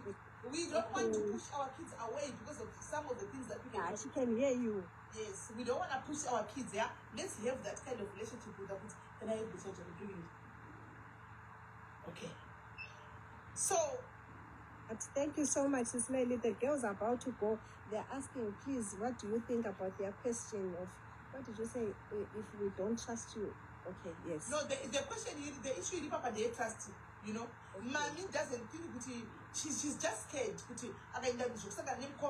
like that, sex and things like that. And may probably, I think, Mommy, you need to trust your child. Trust your child. She's 2019, 2020, around 2019. Yeah, they are responsible enough. If she was not responsible enough, by now she could be having a kid. Look at the one who's 21. She already pregnant or she already has a kid. But my mother was very much strict. So being strict does not mean that I eat. Yes, no, auntie. Because we do listen, auntie, we do try and we understand what our mom went through. We really love her, auntie, we are trying, but all we're saying is if we're meeting a guy, we're just getting to know somebody. And, okay, I like the guy who said, how are you going to know who you're going to end up with? Don't you want to know somebody first? You communicate, there's a lot of ways of getting to know somebody before you actually settle down with that person. And trust me, as a child, I wouldn't want to embarrass my parents. Yes, my cousin did a mistake. It was a mistake. She's learned from it. She's learned to do. But thank you, auntie. We are going. Thank you so much. Thank you very much, baby girl. I hope, Mommy, can you please tune in after this? We are going to have parents. Can you please keep listening? It's not like your child disrespected you by saying this, no. But you see the fear. She couldn't talk to you about this. Now, because of the platform, she vented. And don't take it as if I'm not embarrassed. She's embarrassing you or what? No. Just go down, go and sit down and just think about what she said. No, I'll be here, Sismel. I'll be listening. I'll stay, Sismel, and this is the shock of my life. Yeah, I'm sharing the shock. These are the kids that we have, and we have to listen whether we like it or not, so that we come to a compromise anyway.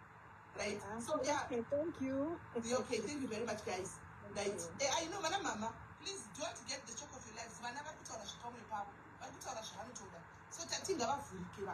So Saka as much as zvimwe zvichabuda zvicharwadza, but takutongogamuchira zvitoitika pano. And whether we like it or not, takutongogamuchira what is going to happen here. And maona. So, Shakira nanambotombotaura chimbomira because ndivakwa kuti akufamba nepamberi pangu. So let's just wait a little bit. Pane vamwe here vana varipo who wants to say something. Ndakuti vanenge vataura mumbonera tiedzi maparents so that tiwane kutaurana nemaparents tichikweshana ipapa tiri maparents. Munokwira muchakuonai muchakwira do not worry. But we appreciate an opportunity to we talk about issues. Ndakachibva vainde nokuti vanhu vakutamba vakufira furi vana vamba kutaura. Vana baba kana vangofamba vamaita kutenda kuwa vanotontaura seizvo. Vongotendera tendera pamunge mweyo chiro. Nemutore izvi zvinomuda kutora mude musinga.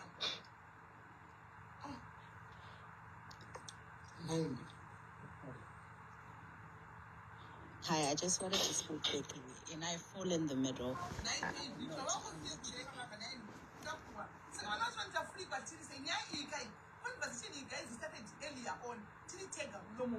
This conversation like we were this place of a meeting but like we trace some meetings ekudzana kuti ni handa kufara pakati zvakachitika the past few days saka inini ndindakola in meeting because I was not happy about ndikuuya ndikuwana macheese sometimes asina kusukwa, you know, so we're just having a meeting and we started discussing about this and because like Kadiki Kane 18 Kelly was saying no my boyfriends as in shamwa zake zechikomana and the dad snapped.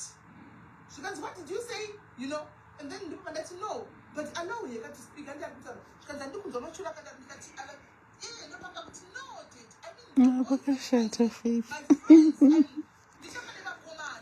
ndakutonovhurira father d TikTok account vachingoya vazvinzwire because vari kudzingwa mbamo. Yeah, Priestess tiri kuTikTok. When I said that to the dead, I thought that you know, but change your face one time they saw you got to hold on. Well done, young lady, brave enough to come and talk on such a huge platform. Yeah. Hi, sis Faith. How are you? Visit her baby sister Wong. I need something to drink. I don't need.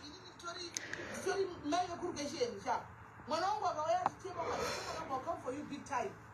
Yeah? I'll come for you with guns blazing and then you won't like it. Ndakatotaura akati go tikatoseka zvedu zvikakura animaona so ndoziva hanzi let him listen in vabuda Right, Priestess. animaona saka panenge pachinesa not to say kuti vanamira ini zvesleep over anozviziva. I told him pandakamira ndikati ukaenda dzenge dzaanharo dzako but panenge dzakubudika because nani ndachandokafa dedhi vako uchasino kuti haumo unongozozvidarira kuti wanga uri kupi but musikana chechairo allowed to date unoita mukomana kuti amuona ndomudzenda muona andika but value yourself. Musikana chinonzi musikana ivalue but now andikuda kutaura inini zvangu naye kuda kunzwa kune vana zvichemo zvangu maybe ndakatodaro iye hana kushivarira andika this is mukana wako kuti ataura kuti zvamatotaura zvekuti hanzi evalue handizvidi ndoda kuenda unorara nevakomana. This is the platform yekuti ataure tizive tichingozva kuti ndikureza mwana wangu akaita seyaroda akasvikosa nevakomana animaona ndobva ndazivawo. Right, my 2K, let's go back to you. All right.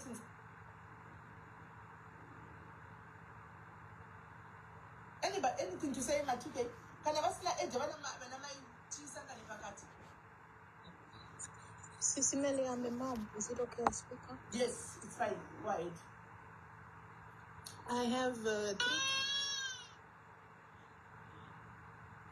I have three children. I have a boy and two girls.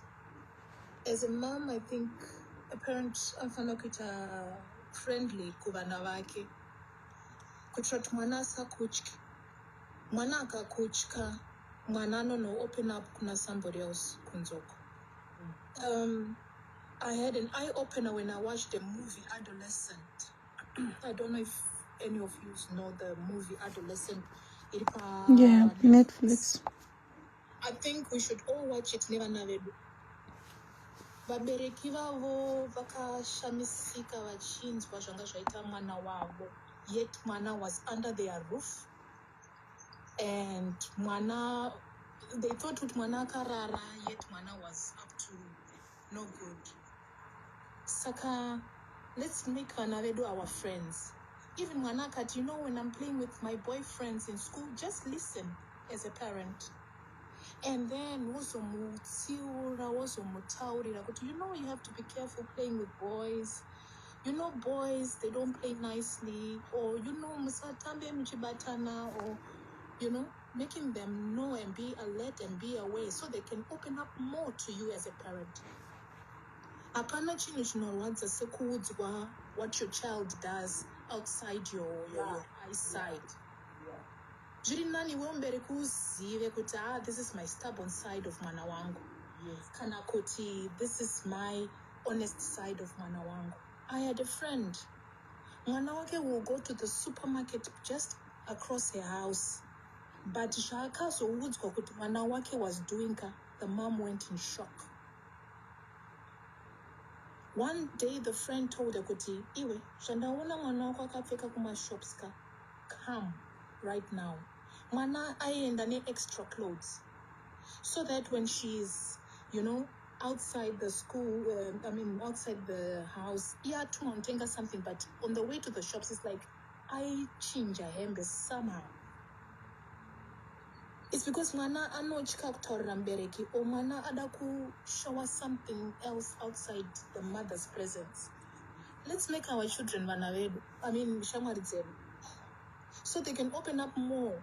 Yes, Trima Zimbabweans, we have our strict side, but strict side edu ngaivepo.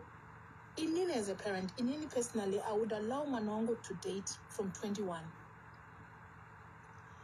Achaita my friends ku uni, achaita my friends ku college, bakomana. You should, my pie, it's worth every minute. How old is the child right now? 16. So you are saying you'd allow your child to date 21. Are you sure that your child doesn't have a boyfriend? I'm sure she doesn't have a boyfriend, but she has friends, boys. And I've met them and I've met the parents. They go on birthdays, like when they're having birthdays, I meet their parents, I meet the boys. Akati shamwari yangu mkomana ne birthday, I allow them to go. And I have time yet, no agree. I say my parents, this is good time for a 16-year-old to come home. And at 21, Dakati, please, I won't allow me and you to grow. Once you go 21, you know what's good, you know what's bad. Who am I? As a parent, I will have done my part. As a parent, really, aungasungirire mwana. Vamwe vana vanopedzera kutoita nhumbu under your own roof. Igozotosvika pakuzvarwa mubereki usingazivi.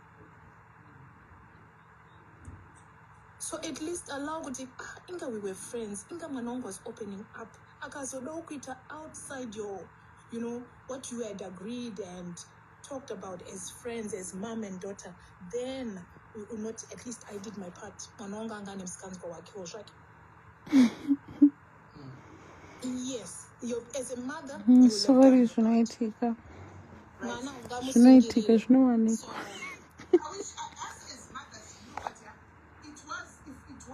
If it was up to us here, I would say you can start dating even at 27, right? I don't want but unfortunately, it's impossible. Yeah, as much as I would want to impose that, to say, what, you have to start dating at 27, you'll be but unfortunately, she don't she would just say, yes, okay, but yeah. So, I think I'll just have to be there to allow and to try and speak to you. At the end of the day, decision is there. I'll just advise as a mom.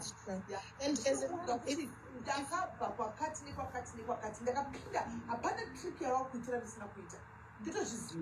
and as a mom, if you're strict, sis Melly, maybe Shakira can open up to Kundai, for example. Somebody you're close to. Maybe she feels like, some of these things I can't directly say na mama. Maybe mommy's friend, Auntie Kundai, is better. I have my daughter right there, Cassie. So she is my daughter right there. So sometimes maybe you feel like Mama is too strict. Let me talk to Auntie Adelaide, for example. That's how I'm saying, yes, maybe you want to feel like, at the moment I'm open up now, Mama is going to be too strict. But if you feel like Auntie Adelaide is better, then try and open up to Auntie Adelaide. Right. In England, you don't know, you have a mom here, Angelis, who's saying, I've got 2 sons, 20 and 22.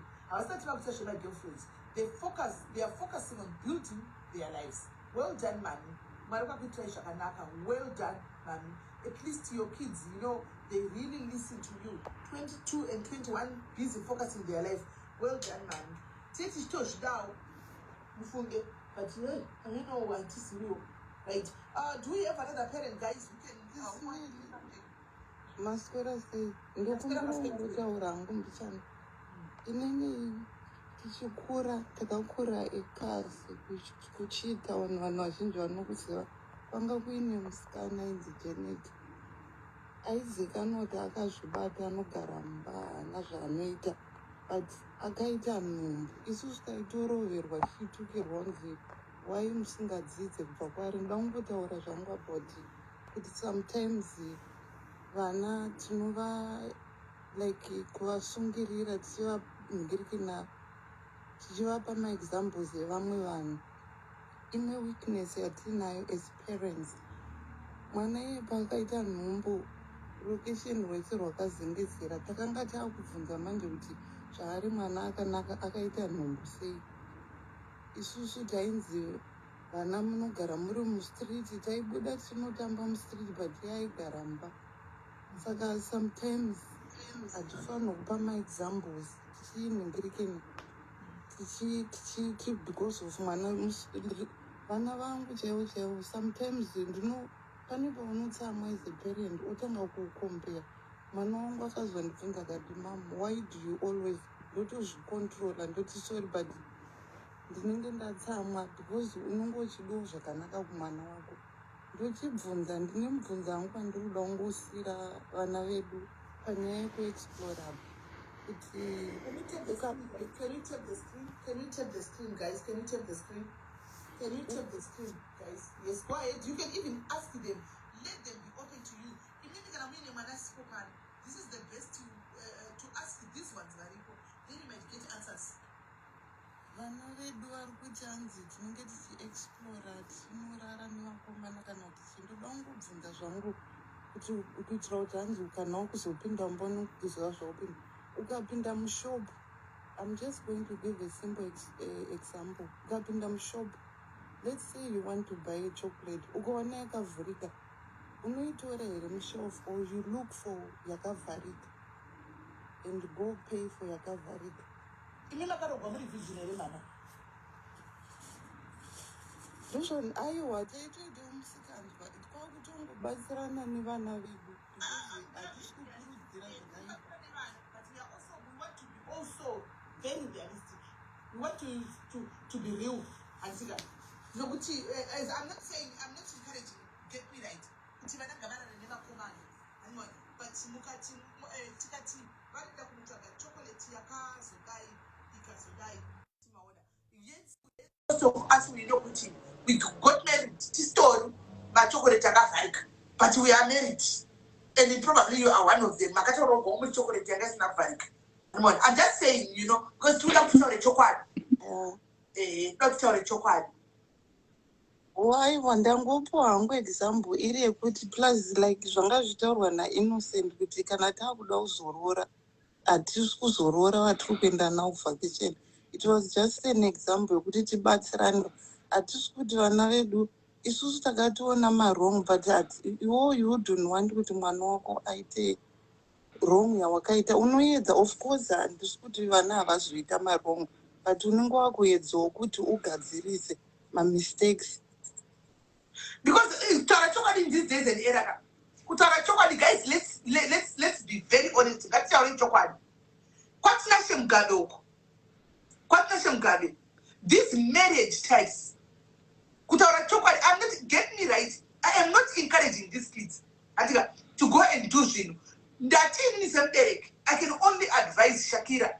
handika decision ndeyake. Imagine Pedo.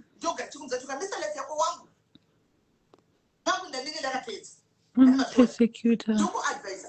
Girl child. Kumwana kumana kuchengetedzwa weda. Amene kuti muri kupaona ose.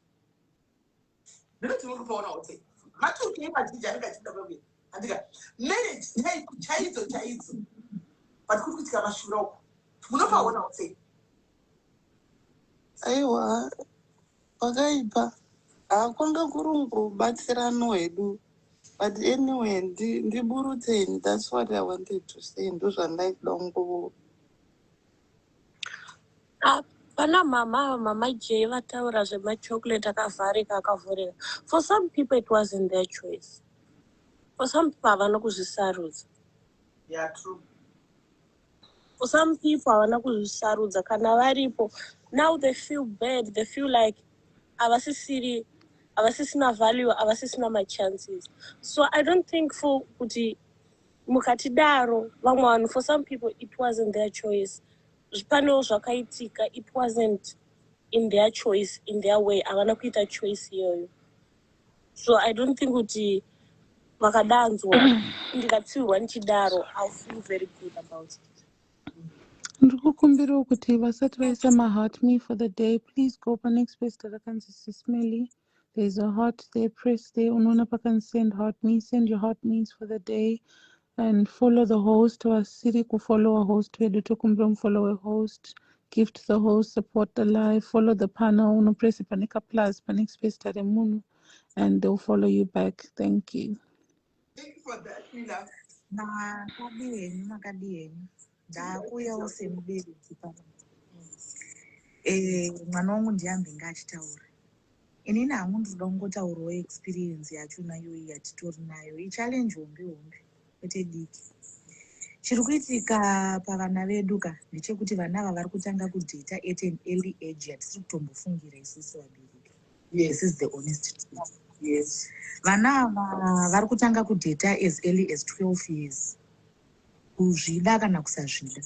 This is what is happening out there. And then isusu vabereki tikunonoka kupinda mureality togara nevana pasi tichitotaura navo nezvemadating points kana kuti madating ideas tikutononoka. Vanenge vatotangirirwa kudhara muzvikoro. Saka kuzvida kana kusazvida muzvikoro vari kuexposwa mazviri because vari kutotanga kudzidziswa at an early age. Tiri kupinda mudenial. Ndo iri kunyanya kuti uraya isusu as African parents. Unoramba takabatirira pazvinhu zvekudhara ende zvichatinetsa. Hold on there, mami. Sorry, I'm just going to be realistic here. We don't want selfish people and we don't want double standard people, man. Mwanao Yapano Akati. She has a boyfriend, right? Probably at 20 years, she's 18. You are stopping here. Kuti akwanza kunoona kungoenda kumo kunoswera neboyfriend yake. Vachingotamba mumoto yamuchaimo. Antika, muri kumustopa, muri kumurambidza kuti aendi ikoko. Antika. Then here we are saying let's talk nevana and do this. Antika. Mami, let's not do the double standard. Ngataure chokwadi. Saka ndachida kusvika ikoko Sismeli. Inini in my case ndichida kupindura nyaya yokuramba kuti mwana aende kumo. It's because of munoona pane vana vanosvitsa 18 years but maturity isati yapo. Muri kunyatsondibatisisa Sismeli. Unenge uchinatsoona kuti munomu yes I'm sitting with an 18-year-old child but the maturity itoripo ka ichitori very achitori mudiki pamaturity yake yekuti tinotoona kuti mudiki ari akatomachuwa kudarika iye. So nekusamachuwa kuya manje Sismeli unenge wakutotyira kuti 2 minutes idzodzo dzichabudiwa pachangonoitwa zvinoitwa kuvhakesheni zviya. But mwana arikuti maskati tukwenda kumo and we're just going to the mall. Togono to titendera mall, you know, because makato munotozviziva mwana atorati you know that she's got a boyfriend. You already know. And mkomana wezera rake 2021 waripena naye she's 18, right? Munotozviziva munotozera neti mkomana chake. But akuti ndaundawo kumo kuti ndinde kunotengerwa ice kana kunotenga ice kana kuti ndinde kuzvimotawo kumo makuti no saka ivo baba ndopatiri kuda mwana aisa complaining saka todini pakutoda kuti titombobatsirwa nevamwe vabereki papapa kuti toita sei because oneka mami zvinoitika I don't know ansimana sisi kutaura kuti mataura zvakanaka kuti we need to be close nevana vedu kuti vaite open up mwana she is close to you she came and opened up pamuri kuti mama ndine mukomana wangu so at 18 hanzi so that trust yekuti makamboti alright mwana wangu ndashiwa zvine mukomana andika chimbomutrust wakambobvumisa mwana uya manje kuti buda ako enda and then she broke that trust handiti and umbowaona kuti maturity yemwana haisati yasvika ipapo and remember 18 years emazuva ano vana vechikoro ka vatiri kutaura nezvavo yes mwana wechikoro uyu watiri kutaura nezvake uyu hazvitori inini ndakuonesera chokwadi inini munoswera nemwana ayewo right saka namusingasweri nemwana inini muri kuti kumoli anogona machuta iko pamunenge musiko andika iri kwaenda kuchikoro oga ikokoko do you know kuti kana chitamboita musika is just 10 minutes odzoka kunga 10 minutes kuti you won't even notice memusinayi saka chii chiri nani kuti mumboisa trust kumwana wenyu mumutarise kuti enda kumao kwacho atimaona mopiwa location yemwana memunayo pafoni penyu mulocation muchiona pane mwana wenyu kuti mwana vashuwa vana vari mumo shuwa uyo mwana akuenda pataxi shuwa uyo akukwira kudzoka ameno so that you build that trust nemwana wenyu because ataura mwana because apa muri trust mwana muri kuuraya confidence yake by showing you kuti maturity haisati yavepo maturity sismeli ndadzoka futi sismeli ndachikumbura kutaura nditya zvafana nematurity there is no way that I'll act brother anga atomboita discussion tiri tese mumba brother yangu akati the way vasikana vedu act kudzimba dzavo so the way they act kana tiriso I might act childish pamba but there is no way that I act childish pamberi pemukomana wangu handitya noso actual matured and I was adding you, Alice. I wanna accept her. You can send a request again, or you can call per number kapin where you call per WhatsApp and Mother D. Go phone buka request hapana vando kuconnecta, but it's easier if you just call per WhatsApp and number kapinwa. Paneka nenge kapin hapo pasite mema. Pasite paper can comment. Hauchaone mukomana wako boss mukomana wangu anotamba bhora nakunza changa nomusapota mamechi ake kubhora kana da kuenda must go with my little sister every evening my dates nofanana nesister yangu kwese nofanana nesister yangu but like I'm just 18 years and it's like the way I know actor kumba that's how I act na mukomana wangu and apa ndikukumbira kwenda kumo not kwenda naye kumbana naye kupi mami muri kuzvinzwa ka mwana is not even here ndikuzvinzwa ndikuzvinzwa saka muchaita sei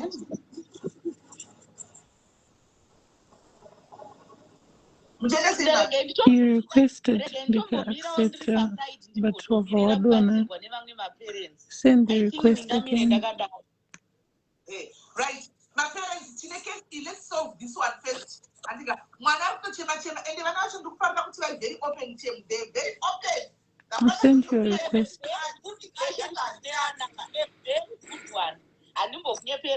very good relationship, but pane patiri kuzoisa mabhreki pekuti unenge wakuona zvavari kuita vana vaka wamuziva mukomana vari kunoita sekakudherera sisimili heke kuti nekuti wamuziya mukomana wacho so they want now to do it openly ndo patiri kunoisa mabhreki but what mira ikola antika maziva mukomana inini mabvuma antika mwana ari kungokumbira kuti makatomuziva tinoda kuenda kumoo kungospendawo kuti wesaturday nongotswerawo ndi kumoo naye mune location ndodzoka kumba ini makuzonatsa kuti because akuudza ichokwadi ndinoda kuenda kumoo makufira kuti mukudherekwa saka closeness yenyu iri pasi nemwana openness inenge iri pasi manje kana makufira dzai akaitwa sisipeli aipaona chinokukonda dzichamega ini muri kuti ndaudziwa mwana anudza saka kundidherera akusi kudherera because you say you are close to your child Mami pane munhu ada kutaurawo. But I'm not. Tell you everything. Kuti mama ndakumbira also so makuti ndakujerere kwa futi. Pane munhu ari kuda kutaura. Okay, ngavataura. Taura Alice. Hello. Yeah, taura vari kunzwa. Hi, sorry, just to add something. I'm my 50, and I came here like my 25 years ago, and I had children running in Wakakura Munum. So I'm going to we can understand, but at the same time, that was a selfie issue as my parents. 30, per age, and I know maybe that's a woman kumba, when my circumstances are accurate, right? Because of like, oh, Lingano, Lingano says, I will try. Alice, unokwanisa kufona here kuwhatsapp because vanori kutanza haisi kunzwika. All right. Sorry. Yeah, no, that's all right. All right. Thank you. Okay. Chenai, can you say your 2 cents, please? Chenai. All right. Cute. Bunny, uneche kutaura here. I'll give you your 3 minutes. Cute Bunny.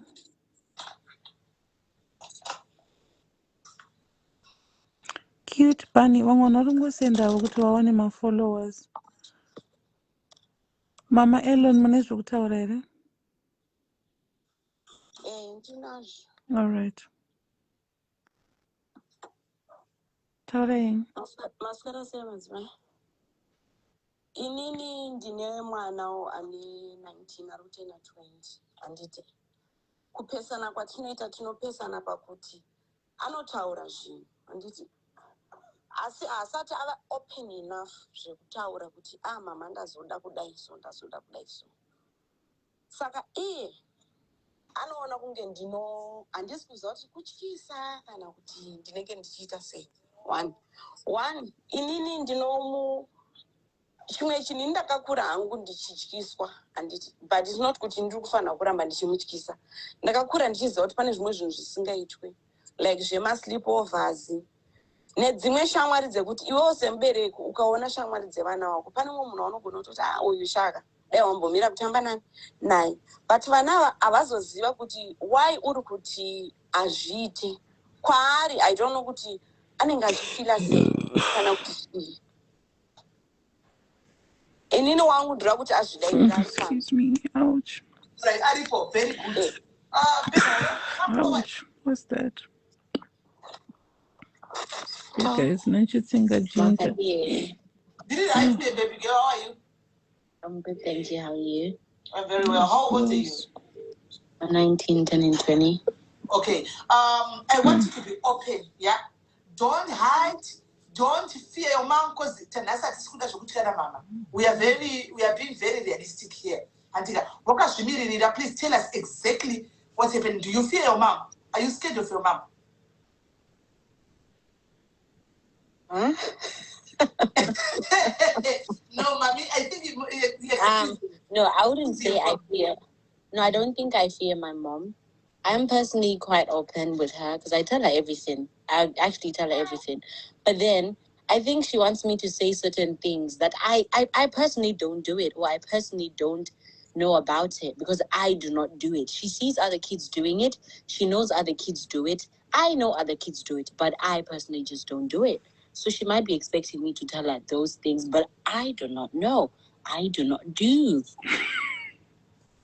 Okay, so but do you have any? I'm sorry about the birth, guys. Honestly, like, I had Ginger and I forgot to put it on Facebook.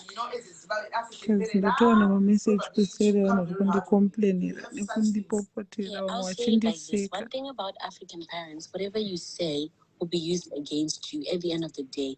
It might not be intentional, but it will eventually be used against you. So for my own sanity, I will not say certain things I know she's going to then use against me at some point. That's for my own sanity. Because I know. So for my own sanity, I just know. You hear what she's saying? Definitely, obviously, she's got things that she doesn't tell you. Because us as African moms, we will use those things against them forever and ever. Each and every given opportunity or time we get, we will remind them about those things that they've told us.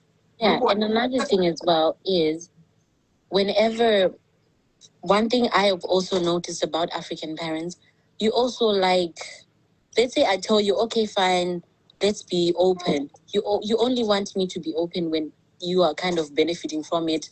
I wouldn't say benefiting, but only when you see it fitting, not when I see it fitting. Because I'll give example for Tina, right? I think it's Tina or something, when she was saying, like, the mom wants her to be open, but she only wants her to be open when she gets to know, when she is benefiting on the other half.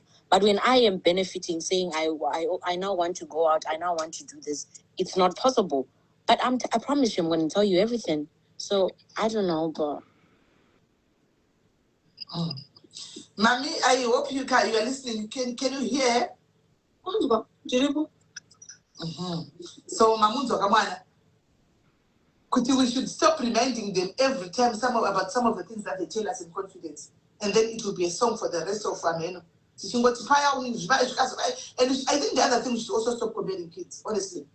You know, comparing our kids with you know, I think we should stop that. And we should also stop thinking with it, because the friend then obviously because when I out at chocolate, they are either to meet and more.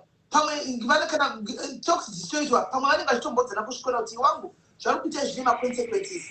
And the other friend will be saying, like, I know what I'm doing. And also make a mistake like it. But that does not mean that she's also doing that. Mama, I have something to add. Okay. Yeah, what's my phone, please? Je kuti tanetsana vati masvika pamwe maplates asina kusukwa monisvikira pamwe unogara ungori pafoni hauna chimwe chinhu chaunoita unogara ungori pafoni but makanganoti anombotsvaira mumba achinyatsomuchenesa ndini but why would you say unogara ungori pafoni muchiziva kuti ndinotomboita basa rese. And the other thing why she was saying zvinhu zvatokudza you use it against us, it's about like alright ndakukumbire kuenda kuvacation right mandirambidzi iwe chaunongogona chete kungota zvemavhakation hauna zvimwe zvinhu zvine musoro zvaunotaura. No, why would you say that? Why would you say that? Why ndosanga even if she doesn't do it intentionally but wazotozvitaura uchinditsiura ndicharwadziwa and the next time I'm never going to tell you because uchazvishandisa against me and uchashandisa zvimwe zvinhu zvisiri izvo. Because why would you say hauna zvimwe zvinhu zvine musoro zvaunofunga musoro wako hauna kana chaunofunga but ndinotomboene mamwe ideas. Why can't you just use my ideas and ndotombotaura zvinhu zvine musoro? At least kana zvitombodza my ideas zvine musoro nengori right. Inini I want to talk ndakazvimirira panyaya yefoni. Me personally experience yangu newangu mana panyaya yefoni. I'm just going to be honest. Take it up, Afra. I will not tolerate me coming from work tired. Yeah. Already sometimes I'm coming home, my own mental health is being affected already. Then I get home. They know, she knows I don't like China. And this is my plates are sink. And the first thing when you wake up at the toilets, they know. It's not something they know. Then those who are in Kubasa, na 8, that in the box and that Mr. Buddha 7, that's Robert 8. And after I papa, she'll be sleeping the whole day. I'm not in my time, face whatever I have in the mood. The whole day with your friends. And don't talk at 18 until 12 hours, 13 hours. I remember, I perform. And what? That I will not accept. It is the angle that I will not accept. Okay, I'm not stopping you to use your phone. She knows that putting before she wouldn't even do so first time your first line and then first of all just an hour to clean everything open. What's going to go past first time and what the friends are cheap. Can I so sometimes it's disrespect. Because now the shit I need and it's a consequence because I did already I'm exhausted state. You are only perform. Who died and make you go to Kuchikana or bad day or Suga Dukunyokai? You are a child. And being 19 or 18 does not take the right away. You have to do housely duties. Especially when you are at home. I don't have a problem. I'll just do it. But can I listen for come on, guys. UK, we all know. We help each other. Thank you. ndiri panyaya yefoni ipapo sisimeli. Do you know kuti patiri kutaura kuti nyaya dzefoni pamuri kuti inini handide, ndakatozosvika pakuti foni mukicheni handide. Why? Imagine kuti munhu anenge abika atopedza kubika atotopisa sadza nekuti ari pafoni arimo mukicheni macho. Zvinozonakidza here zvekuti ini ndosvika wapisa chikafu chawabika tawatopedza kubika dai wanga usinopedza kubika unoti uchadzokorodza kuzopisa sadza wakagara uri pafoni. Iyo nyaya yefoni hanzi tine inonzi hanzi ndo zvatinotoita vasikana vechidiki zvokuti vanoita 8-9 hours ari pafoni. Hanzi tichida kuona kuti ndiyani hanzi ndiyani aitora mahours akawanda. Chii ichocho? Aiwa unozviita. Aiwa unozviita. But honestly speaking, imagine vasikana kana vachibuda panze vana vedu ava. Hey Larissa. Zvokuti vanhu vachitovaona panze vakachena vanoti wow. Hey Lilinka. Very very vachionekera vachiita sei. But where you are coming from wasiya tsvina. No. Everything starts in hygiene. Sure tendai avadi kuuzwa chokwadi. Then definitely indicate sure I made this podcast clean. Because you are clean. Thank you. Hey. Hi Sisimeli, how are you? I'm good, baby. How are you? Inini ndoda kutaura like nema parents are strict kuvana vavo. Ndofunga mutozwana ndiri amai handiti. Inini ndakakura ndine musikanzwa Sisimeli. Ndaivhura huru. But kumba kwedu ndinda ndiri the perfect child. Vanhu vese vaingonzi itaisa ta. But kuseri kwataa wacho ndikakuudza Sisimeli munoti nhai mwana wangu wakapona sei. But kumba ndainzi mwana vese itaisa uyu itaisa uyu. My young sisters angu airohwa achinzi itaiseni. But ini wacho ndandiri ndururani isingaite Sisimeli yekuti ndandisingabude mumba. But 2 minutes dzandaibuda ndaizarura zvekuti mega munoti mwana uyu chi hapana izviziva. Guess what? Young sister yangu inini yacho yainzi itasata akaroorwa ari virgin at 24 but ndiye aityirwa zvekuti uya handi cause munhu aingozvifila ari outgoing person. So ndakazorealize manje ndazoroorwa kuti mwana ka sometimes anogona kusave zvaari kupotoya pafesi yako. Ukava parent ari strict mwana akakudzidza stereki anokupa zvauri kuda. Inini mama wangu ndaivapa zvavanoda. Ndiri a perfect girl. Hakuna ichairana neni. But kuseri kwekutsvaira misikanzwa yandandinayo uyu wenungo uyu mama wacho kuti itasa uyu. But dai akateedzera hunhu hwangu to be honest dai akafa nechirwere. You get what I'm saying? Saka my parents sometimes zvekuva strict zvezvo mwana anenge achitoda anenge achida mwana kuva strict wokuteedzera. Inini mama wangu vaibhura kwete zvekutamba vaiti vakakugarira unonyatsonzwa kuti mweya uri kuenda. Saka ndakadzidza kuti amai vanorova amai vanotyisa ndaivapa zvavanoda ndaiita basa ndaigara pamba 2 minutes dzandaibuda. Saka haizi nawo muparent yekuva strict achida zvake anoita 2 minutes dzekuchikoro munhu anoita zvaanoda. Taibhanga chikoro kujamba majuraho wodzoka netime dzevamwe. You get it? Saka ndakadzidza kuti no haizi nawo yekuti inini ndinorova inini ndinotora mafoni inini ndakakura ndisina foni ndaishandisa dzevamwe kuchikoro. You get it? Saka zvekuti hanzi unomutorera foni unomuchekera munoziva kuti mazuva ano vana vadiki chaivo anogona kutotira chipedza kuchatobva dhirira vanoziva zvese. Saka maparents inini ndiri kutaura saamai vakakura vaine musikanzwa zvekuti unonyatsoziva kuti mwana kana achida zvake inyasha dzekutokuteerera kana achitoda wototenda Mwari naizvozvo. Inini ndakazorealize kuti kutova strict sometimes ka ndinotoona kunge zvinotoita kuti mwana akutye. Mama ndaivatya ende mukuvatya imomo Sisimeli ndaivapa zvavanoda zvekuti vaiti vakati kuchairana ndine ndiri pamberi kusuka ndiri pamberi kuwacha ndaita kuzikanwa muraini kunzi anoshanda itaisai vanhu vachipiwa examples itaisayo. But inini kuseri kwaitaisayo kwacho kwangu kune umwe hundururani wekuti Sisimeli ndikakuudzai munoti newe mwana iwe zvaimbonyatsofamba sei kutonge mwana ane dhimoni handimukunzwa. But kumba ndiri a perfect girl hembe ndasingapfekedzi pfupi uyu aipfeka dzipfupi uyu achibuda uyu anga ari outgoing akaroorwa ari virgin Sisimeli. Jira rikatouya mombe yechimande ikauya isusu ana itaisaye dhololo handimukunzwisisa. Saka hachizi nawo muparent yekuti hanzi inini ndinogona kutaura stereki ndinogona kuva strict anenge achitoda zvake kuteerera anenge achida mwana. Ukatoona mwana anotouya achitokuudza kuti soro enso chigara naye pasi wochitongomudzidzisa kuti unozwa Sisimeli kupotswa nechirwere inyasha. Sometimes wotongomudzidzisa kuti zvazvakaipi kuzvida kana kusazvida zvinenge zvichitoitika kuseri. Chazvakaipira mwana angu ka 1 2 3 uchaita nhumbu waita nhumbu chabatwa nechirwere ko zvirwere zvepabonde handi mukunzwisisa. Otherwise ukada kuti hanzi inini wangu ndinomutsoma, unomutsoma kusvika kupi? Kuchikoro unenge usinaye. Handiti mukunzwisisa. Kune vana vanodropwa, vana isusu taidropwa neschool bus, sisimeli tichipikwa neschool bus. But taibuda zvakadaro. So ndakadzidza kuti mwana haasi munhu wekuti anzi unomunyatsomutsoma chaizvo 100% ukamugona. Achida zvake mwana kuita zvaanoda, anongoita zvaanoda. Saka inini advice yandingape maparents right now ndeyekuti iva open kumwana wako. Chitova open, wotonyepedzera kunge munotowirirana uchitoferefeta zvako nyaya dzako. Unotoona kuti mafambiro akutoita sisa vana haiti. Otherwise ukatoda kuva iwewe a very strict person, awiwi nenyaya yacho. Because inini ndiri kutaura from own experience. Kuti ndanga ndiri munoziva mwana ari perfect sisimeli. Wekuti mumaziso emaparents angu ka zvekuti ndakatozoti ndagara nawo pasi.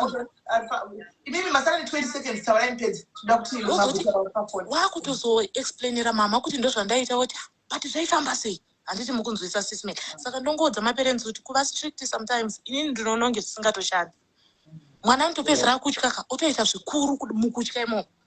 Akawanda zvake. Right. Okay, that's all I can say, Sis Mary. Maita basa, thank you very much, Kola. Vachitona ndokumuromisa kanzi Shamiso. Who is she? Shasha. Hi, Mama. Can I just add something? You can find it. Hi, Mama. Can I just add something before? Yes, you can. Okay. I just wanted to say, I think it's also important for parents to separate their the things they used to do at our age and the things that other kids do at our age, because that way you get to know me as an individual.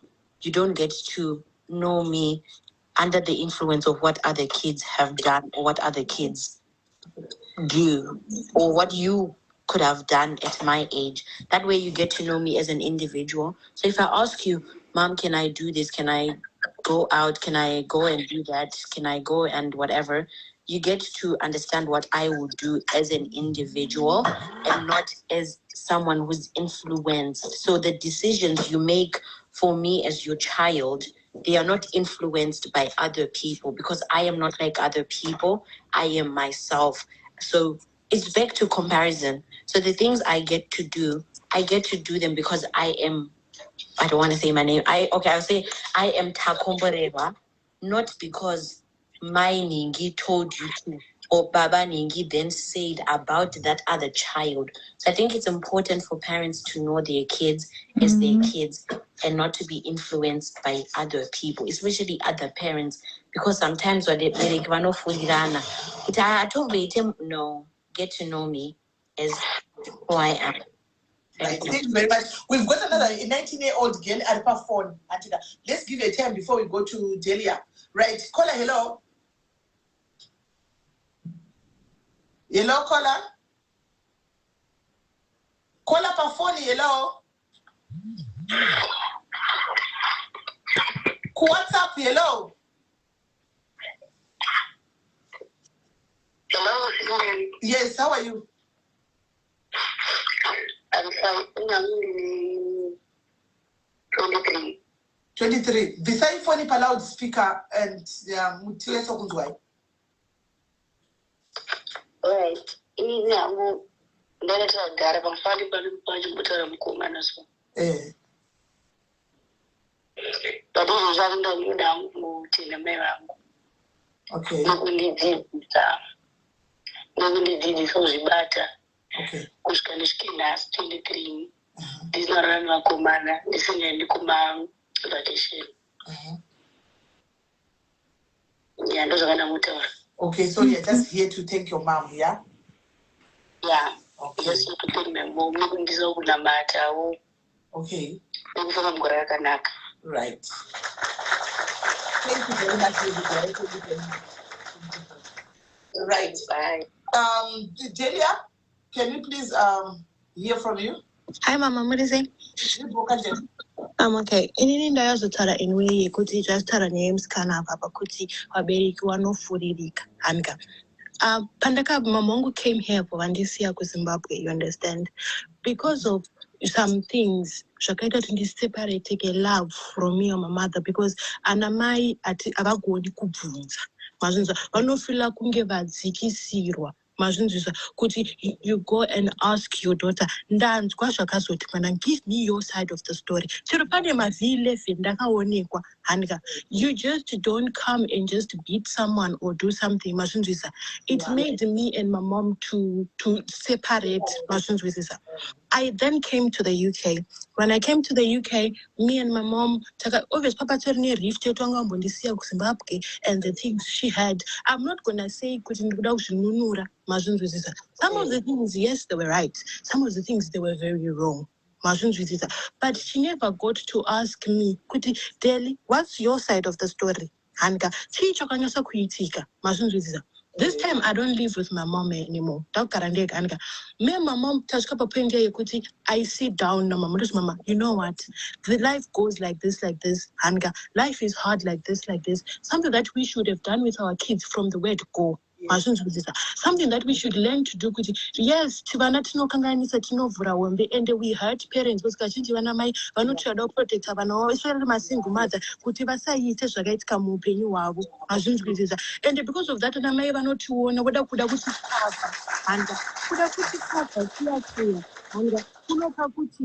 vachitibvarira panze isusu kuti tisaite zvatinoda zvinotikipa kuti vana tite muskanzwa, mazvinzwirisa. Ana mai tidzire kugara pasi, even mune hasha zvina utombonozorora, handika, come back, sit down, uchazomurova, handika, sit down with your daughter, handika, ndanzwa zvakati, give me your side of the story, handika, mukumupa time to grow and time to express herself, at the same time mukumuudza zvamusina kufarira zvamukumurovera, mazvinzwirisa. Create that bond yekuti munogara pasi and you chat, just to sit down and sit down and talk before wateerera zvaita vanhu zvadi, even if she did it or did not do it. Garai pasi nevana muwane kutaurirana, mucreate that bond of just keeping an open relationship where at the same time being strict. Those are two fun, especially my single mothers. We cover our children, but at the same time, to consider a rift between isusu and vana venyu. Thank you. Okay, how old are you now? Now I'm going to be 21. I'm 20. Okay, so when you came here, you said you're no longer living with your mom, right? You hate your own place. It's 21. When you came here, that bond, did you try to be closer to each other, or you just you came with that mindset of she left me in Zim, and there is no chance for me to create, or there's no time for me to create the bond with him, or most of the time my black parents, handika, wanting watching ndiri mai, handika. That's the time I really tried to sit down with my mom and vakanditi aundigarise pasi, here they say that, right? But right now, Pandirika, do not talk about the mama, just remember that time. That time you should have just seated down with me and talked to me like this, like that, handika.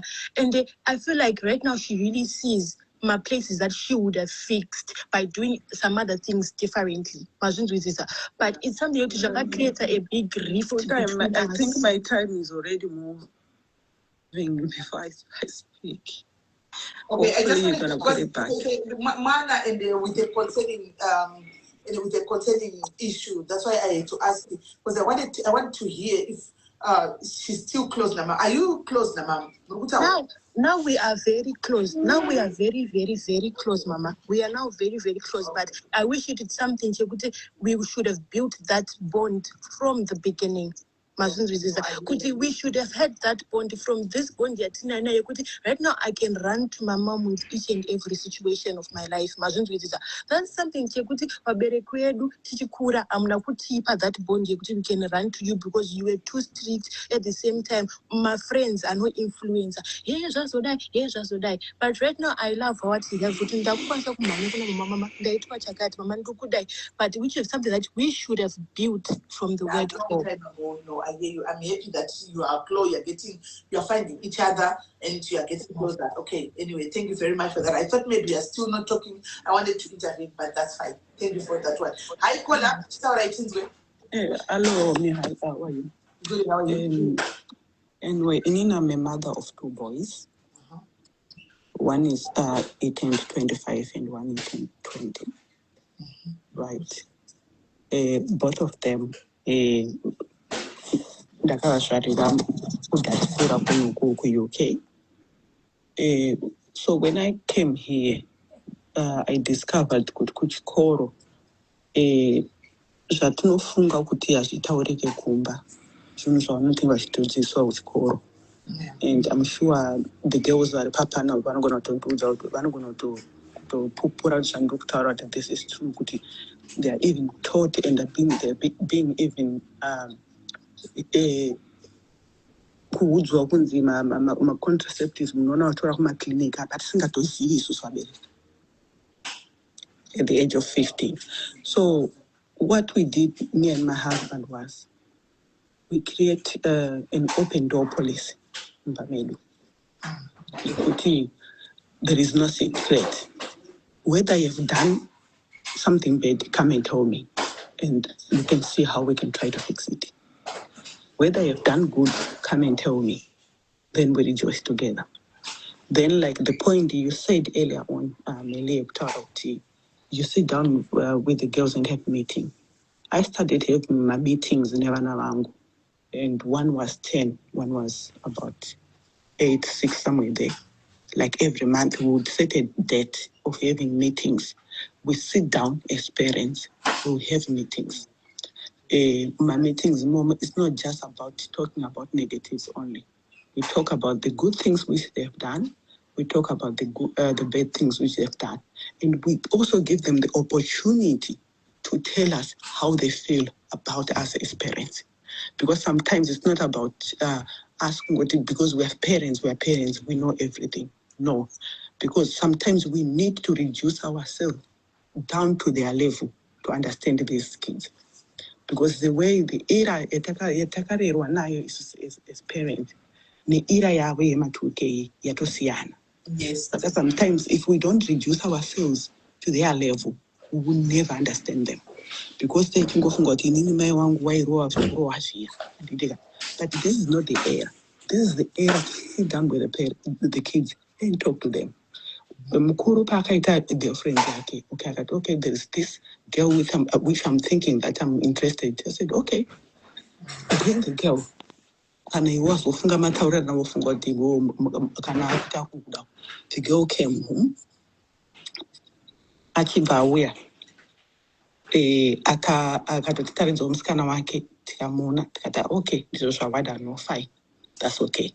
Then andaino zvavakatadzokuirana wega, he actually came down and sit down with us and said, I think tomorrow inini ndikutoenda kunorambana nemusikana, because takatocreata that open door policy utanotaura zvese.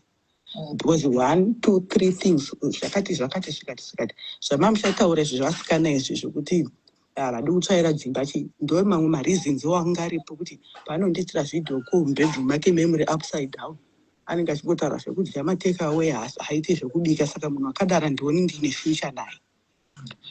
So we talk, we created that. So as far as I'm concerned, I'm not saying but sometimes if we create an open door policy with the kids, we get to understand them better.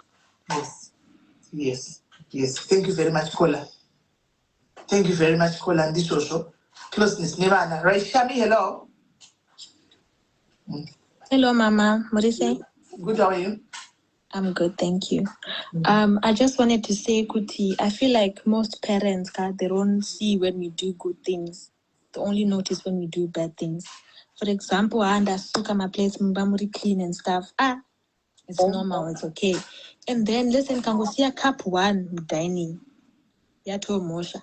Hey, no go garapamba, witty anything, no go to phone my boyfriends, wayo, and stuff like that. And I feel like that really ruins as a person, because I feel like my parents don't appreciate. Of course, I know my chores, they're must, but it's nice for parents just to say, oh, thank you for doing this. You don't even have to say thank you. Kanakutongo, just do something nice, And then the second thing I have to say is, I'm 21, and I'm not embarrassed to mention this. Ndageta numundine 20. And me and my mom, we have this relationship. I talk to her about anything. She's my best friend. Of course, parents they got disappointed, and I understand. And that was my mama wakatoditsura wakati ukaita so you're going to end up doing this and that. And then consequences have their results, you know, if that makes sense. So my mom pandakaita nhumbu ndakavaudza ngati mama I think ndamisa period vakati alright handotenga test but anotenga test payava iri positive.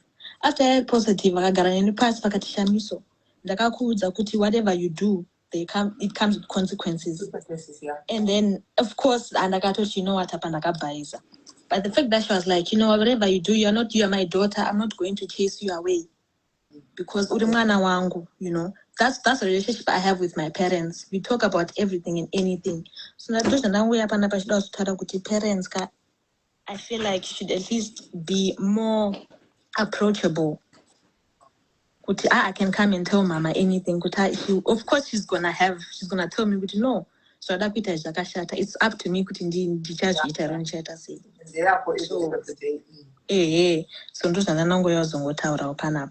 All right. No, thank you very much. At least your mom, you know, was there for you, and you guys she's there for me. She's there for you, and you spoke about everything. Then approachable, open, and supportiveness. Yes. True. Right. Thank you very much, Mama. Caller, hello. User 97. Hello. Hello. Hi. User. All right. Delicious. Next. Put you on the big screen. Delicious. Hello. Delicious. Hello. Hi, Sismeli Magasimba ere. Thank you so much for having my conversations akaita seiwayaya. Zvinhu zvinodzidzisa vanhu. Yeah, what I wanted to say inini from being a child and to being also a parent.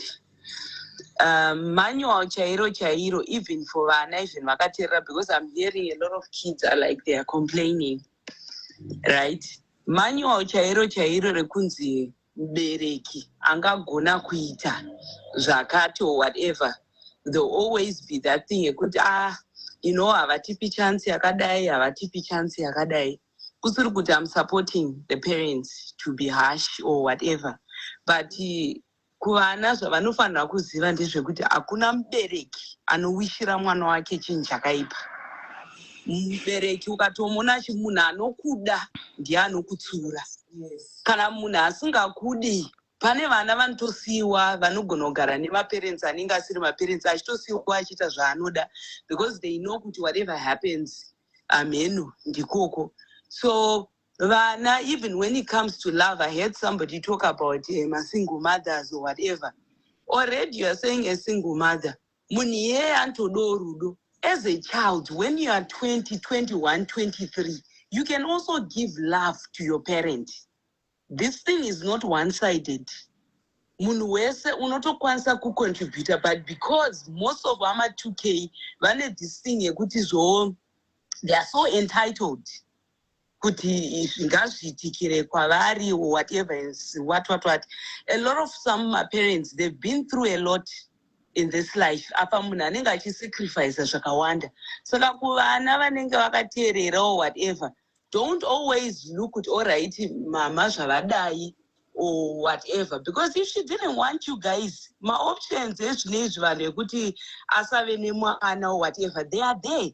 But munhu anenge achishingirira anewe, achipopota anewe, muchidya muchienda kuchikoro muchiitirwa zvamuri kuitirwa, wapedza kudaro wanzwa munhu achiti mazotaurira ineni muchidai so. As vana zamaiwo also to look at the side of my parents, because guys, life kunzoku I see easy. A lot of parents are going through a lot, and anenge asitorina umwe munhu wekutaura naye. Saka imimi vana ndimi hama dzamai venyu or baba or whatever if they're single fathers. So yeah, try also to be there for vabereki venyu. Muchingoitawo zvakanaka, ukaita chakanaka wazvitira, ukaita chakaipa wazvitira. Yeah, with those, thank you. Thank you. Profound. Thank you very much. Right. Hello, Mfaro. Hi, Sister Melly, how are you? So Inini, I'm a 22-year-old, and I just wanted to say, pani nyaya ambotaurwa one of the parents about hanzi pane munhu here anoda chocolate yakambovhurika, right? So I just wanted to say, kuti, my parents, imimi, you also have vana vakomana, right? Tell them, kuti, the value of a woman is not just only found or in her virginity. Wow. Yes. Or something like that. Because the college kwatiri, there are girls who are being raped. Some girls are being drugged and taken advantage of. And my parents, moya mchititi, wakaita muskans, kwa here this, here that, here this, here that. And mzunoti. And I've seen some people wekuti, vakapedzisira vaita ma-abortions nema ways ekuti haatomboite, because they are so scared to tell their parents, because munotituka, munotiita sei takuudzai. So inini hangu dongoti kuma-parents, please create environments ekuti tokwanisa kuuya kuzokudza what's going on. Inini mama wangu is not so open, and I'm here abroad, she's back in Sim, I'm studying. Do you know, today I was going through a heartbreak, and I couldn't even tell her, because vanenge vachitovhunza zvemabhuku zvekutomboti iwewe zviri sei, she won't even ask, because in her mind ukufanira kunge uchiita zvemabhuku. The only time you're allowed to talk about guys is when you're married. So ana mama kutaura chokwadi muri kutikwadza musingazive. You think you're doing well, but you're really hurting us, because at the end of the day tichaita my choices, because we cannot run to you guys, because muri kungotiti izvonizvo hazviitwe. But the thing is, kana zvatoitika, please just be open to help us. Yeah, that's all I wanted to say. Yes, very, very, very well said. Let's create a platform whereby our kids will come and, share whatever that they are going through with us. She has been going through some stuff today, but she couldn't tell the mom, because only the mom thinks go abroad. What she has to concentrate on is my books, not even to ask about your welfare. Are you okay? Are you this and that? So I think we are learning as mothers, Kuti. There's more to those books. There's more to those books. Thank you, baby girl, for that one. Hi, Tanshine. Hi, I'm 20. I just thought I'd say, we are a different generation. We're a new generation. We're a generation that is online. We're a generation that 2020 COVID, we spent a year online. So now even we've changed. The dynamic has changed. Me and my mom, we have a good relationship. I can come and speak to my mom about everything. Well, that's also because she spoke to me about her stories, about the things that she did in Zim, what was cheeky or naughty or whatever. So I just feel like it created an environment where I'm comfortable to say, oh my gosh, there's this guy or there's this person, I don't like this person or whatever. I just feel like it just needs to be a safe environment, not people coming, not being, you can't judge me. Because if you judge me, I can just judge you the same way, because you're also human. Yeah. What happened? The volume. Sunshine, we can't hear you. See what happened? Maybe I don't want a network. Sunshine, Sunshine in 2020 takapedza tiri lockdown, tiri online. So you can't hear it. No, Sunshine in the mama show.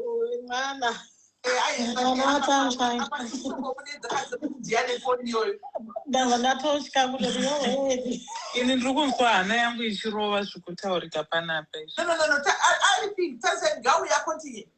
Yes. Yeah, so I just feel like, yeah, we should just create a safe space. Me and my mom, we're friends. Like, she's actually my friend. Sometimes my friends say to me, Maz, I'm not going to tell you my business because you're going to tell your mom. Like, that's how much we are friends. But then it wasn't like that. It wasn't always like that. Before 2020, I did not like her. I did not like my mom. It wasn't safe. It wasn't like did not like my mom. I didn't, and like, I'm just trying to be honest. Like, I loved her, obviously, but I think me and my mom are very alike. So we used to clash, but in lockdown, it came, like, we had no, because she's also a single mom and I'm an only child. So it was just me and my mom in the house. So we had no choice but to be friends. Like, she was going through uni and she needed someone that was like to speak to about whatever stress was going on. I was navigating school online and things like that. So we ended up creating having a strong relationship. And so now she's actually my friend. Now I'm in second year of uni and I can tell my mom, I'm going to Birmingham this week and I'm going to have fun, or I'm going to do this. And also can talk to my mom about uni and stuff like that. There's a good balance in our relationship, and that's what I think needs to be created in every other relationship. Because like, if I'm being honest, some of the people that I've met in uni and stuff, they do hide. Like, you don't know like what your child is doing. Yes, she goes out, like, she might buy these clothes, she's gonna order the clothes to her friend's house, and then the friend is gonna take them to wherever they're going. She's gonna change out the clothes, or she's not gonna tell you what she's doing, or so because of an environment that's not there. So I just feel like that's the environment you need to create for your children, to just be happy and be friends. Like, and I know there should also be boundaries. Don't tell your mom everything, and I'll stand on that too. Because even sometimes, like, for example, say if I'm speaking to a guy, what if my mom now loves this person, now he's no longer there, or he's done something to me and I actually end up marrying this person, but now my mom's always going to have this thought that he did Manchester wrong, or he did this. Sometimes it needs to be created the same way that parents have boundaries with us. We should also have boundaries with our parents. Thank you very much. I like the openness. I like the openness, that they are bringing in, they are telling us there are real life things that are happening in their lives. Hi, Jaylin. Jaylin, hello. Zambezi, uno request yako when there is a space to not in there because there's a very long queue. You put send in your request. Hello, Jaylin.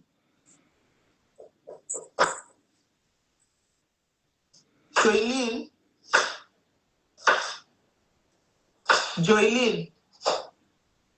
Okay, Kunda, you can move to the next person. Hi, Ruba. Hi, Mama. How are you? Good, and how are you? I'm good, thank you. I just wanted to speak on the relationships that our parents had with their parents and the relationships we are trying to cultivate right now. Because one thing I've noticed is if you don't break a cycle, you're going to create a pattern, and that pattern you're going to follow it continuously. And one thing about African parents, they don't want to break the cycle. They want to continue that way. So I'll give an example. Let's say, pane vanhu vanga vachitaura comment section vachiti, inini kumba kwedu kwangu tori comrade munaitorohwa. I don't think that's a way to raise kids, because if you already say zvandaitwa namai vangu ndo zvandichakuita iwewe, we are not going to be able to move forward. I think the right thing that most parents should do, I can sit here and say, this is what my mother does, this is what my father does. I do not want to do it. How best can I break this chain? How best can I break this cycle? Because it causes so much trauma to kids. It causes so much PTSD, so much anxiety. We get it from a lot of things within the household, at school, wherever. But then I sit down and I say, this is not what I want for my child when I grow up. And I think it's only right if most parents, most African parents, especially African parents, sit down and note down that way you won't push it onto your kids. Because sometimes it's it's not intentional. Because I can look at myself, I'm like, the way I responded to my sibling, that's not how I want to respond to my kids. That's wrong. I do not want to do that. But it's already in my mind because that's what I grew up seeing. Maybe kumba kwai shout, but I do not want that for my child. And now that this is a pattern I need to break, and I need to break it immediately. And how am I going to do that? Donyora pasi, and I start working on myself. So I think a lot of parents have trauma. A lot of parents have trauma, but they don't know it's trauma. And if you talk about trauma, but it is not a trauma is there. You think about a time yawakambogara pasi, yawakamborowa, and you're like, but but okay, it's fine. But you just sit down and say, this is what I want for my children. This is what I got from my parents, but I don't want this for my children. So how best can I change? I think that's something that most parents need to do, to sit down, note down the things that happened to you that you wouldn't want to do to your child, that you wouldn't want to see your child doing. Don't just say it. You should also act the part, because we learn as we see in the house. Because imagine saying something, yet doing another thing. That confuses me as a child. So I think it's just good if you do that. Thank you very much. Thank you very much. Yeah, parents, did you hear that? As a lot of parents, you got trauma, but you don't know that you've got trauma. Now you want to project the trauma, your trauma into your children. And this is okay.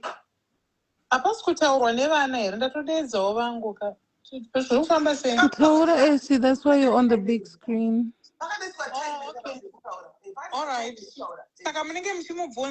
Or she just has to say outside.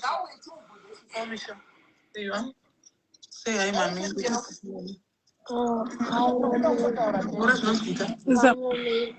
Zambezi, please wait for your time. Please wait. Hello, baby girl. Yes. Hello. Hi. Baby girl, please tell us, how old are you? 11. Oh, you still a baby. But even though, let's hear, what is it that your mom said to you that is being unfair to you?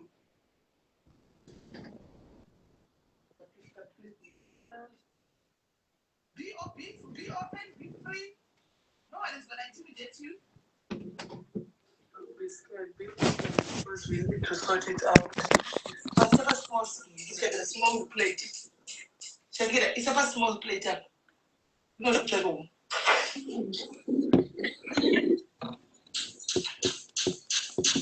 When I actually go to let's leave the child. I left and I shouldn't be child. But she has a word to say. I know it's that. I think I want to talk. Huh? But they really needed to talk because in the words of Zimbabwe, my Manchester Smith, I wouldn't need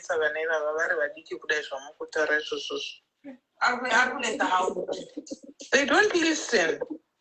And then they say to their father, Mommy talks too much. So she should tell you what I should do then to help them. Go in the other room and try to talk. Go. Okay, go to the other room, baby. Let's go to the other room. Go in the other room. Okay, talk to me. Yes, tell me everything. Yes.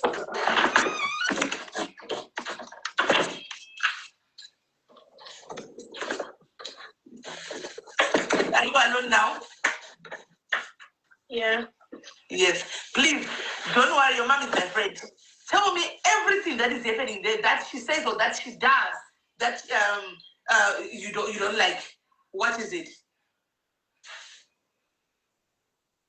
He yelled for something I didn't do. But she shouts for something that you didn't do. Does she ever ask you? Oh, I don't know. Guys, I don't know. Right, let's go to Zambezi. Yes, Sismeli. Yes. Yes.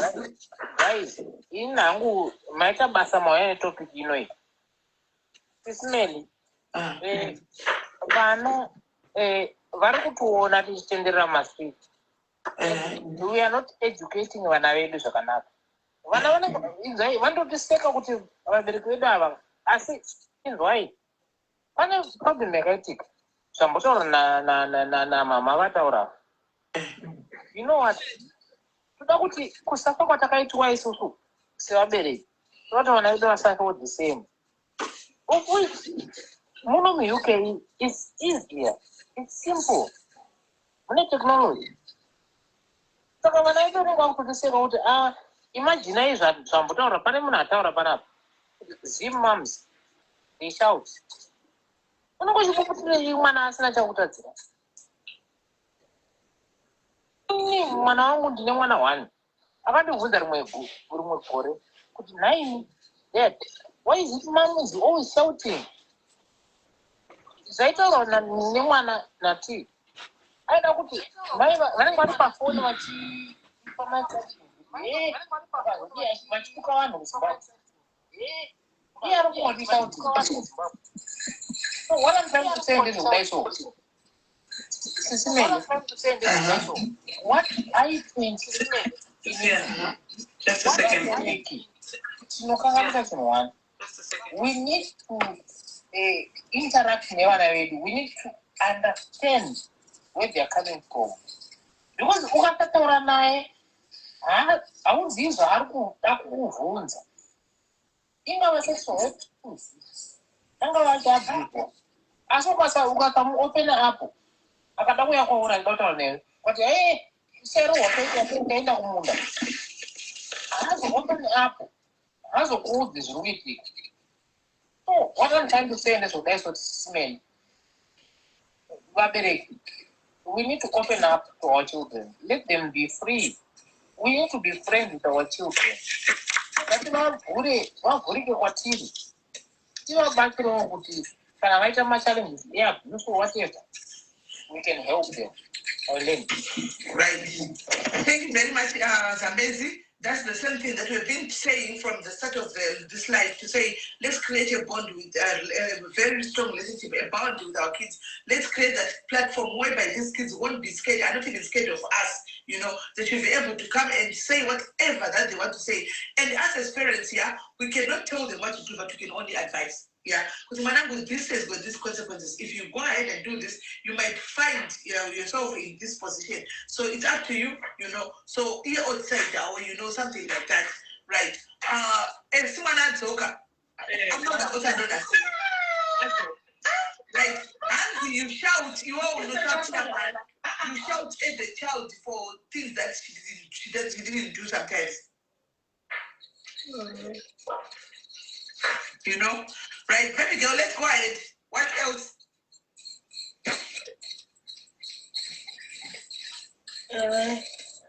What else?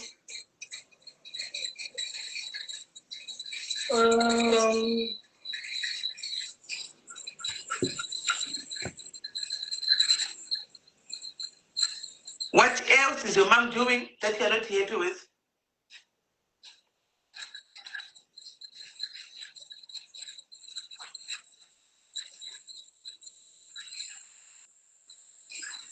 I think the chairman she's scared to talk. What I can just advise before you send it to Africa, right? To find a common ground and give you a chance. Do you want to go back to Africa, baby girl? Huh? I don't know if yes or no. No. Africa. I will do the Africa. Saka Twitter say because mama ari kuti ausikuteerera. Twitter say. Yeah? I don't know. No, you need to tell me that Twitter say mommy is saying you need to go back to Africa. Are we going to try and listen to mommy? Are we going to try and be naughty? And think, or what? Twitter say, do you think you can do better?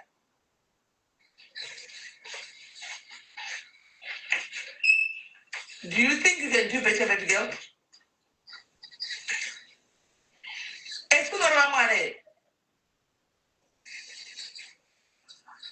Esi? girl? No. She doesn't eat you, but she's always shouting. Only shouting. And you don't want her shouting at you. Yeah. Okay. But you who's put up sick as well? Huh? And if Morove is smelly, but she doesn't listen. Don't you quite listen? And I'm she doesn't listen. I don't tell. Izvezvo muti ndura kubuda ndikuenda basa dakwana wageza ndiro idzi haageze anorebesa muromo unozati akatotanga chiattitude chimwe chete chakatoipa zvisingatoiti mufunge henyu ukamuti do this anorebesa muromo kana kuti anobva atorara otorara otoita flat unomuka unodzoka uchiona pasina kana chaatomboita. Clean your room. Unopindamo kawomugadzirira room rake wogadzira wopedza ukadzokeramo the next day mato haphazard ukamuti gadzirai mumba. They don't do that. Anenge achitozvezve munoziva chimwe chete chekuti you don't tell me this, haundiudze izvi, haumbondiudziri izvi zvekuita izvi. Saka zvatotanga, she's only turning 12 next month. Ini ndichitonetseka ndinotaura but kwete zvokutoti ndinganzi ndinomushauta handimushauti ndee ndichitaura voice rangu wakambogara pasina here. She's just a child, she 11 mudiki. But manje ndokwa zvinotangira kasisimeri. Instead of you sending it to Africa now, just try sitting down with her. Uchonguramba une patience chana. But 12 11 12 patakabudana papanakera but don't expect zvokutaura ndizvochaite. And Essie, the other thing is Mwana.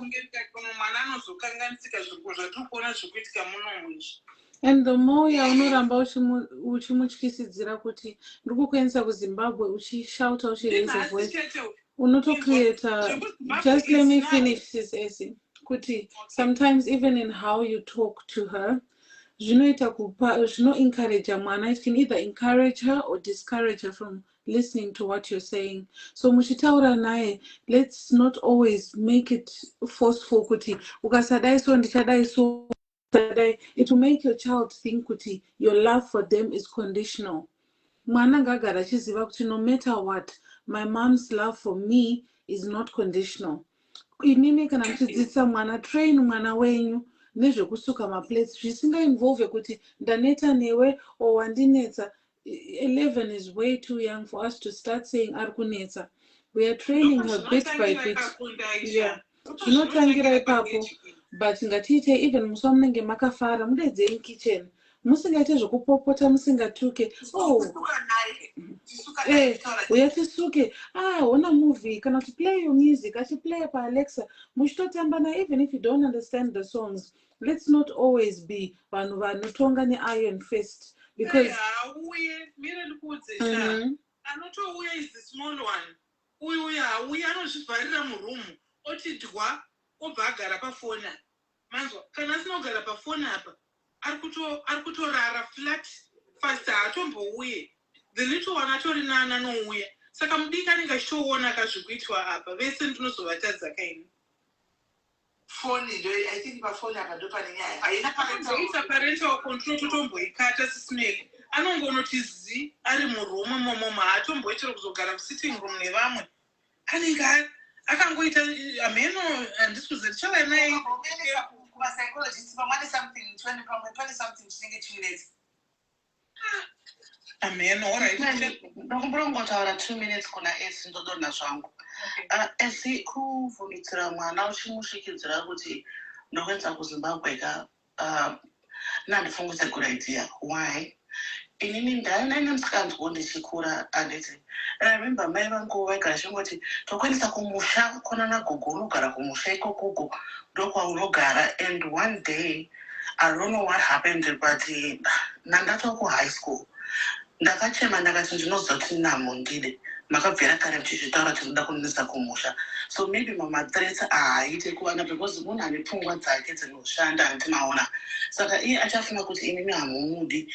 And vanogara vachizvitaura mai vangu kuti I regret masoko iwayo okusvikidzira kuti ndinoda kuendesa kuZimbabwe kati ndinoda kuendesa kumusha because paari chaari kutora ka pafungwa dzaari kuti hamumude.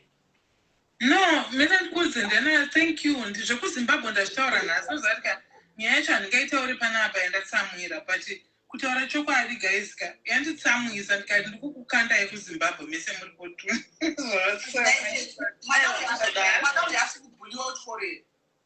You're not being bullied at school? Are you sure? Taura ine mazwi echishona. Taura ine mazwi echishona. Ukushungurudzwa here pane munhu ari kukunetsa kuchikoro ari kukuita zvausingadi. Hapana shoshoshosho. Saka chii chinokupa kuti uite izvo senge zvawakatoita muromo wako izvi zvaunoita zvaunogara wakaita izvi. But hausekerere misha mazino ako handitombomaona unogara wakangodaiso muromo wakarebesa muromo. Chindikati angaseka kana vari tumbo musisimelika vanotaura nyaya vachigegedzera. Ndikangobudikira inini chete muromo wareba. Neshuka yacho. And vanokomplena kuna baba vavo kuti mommy talks too much.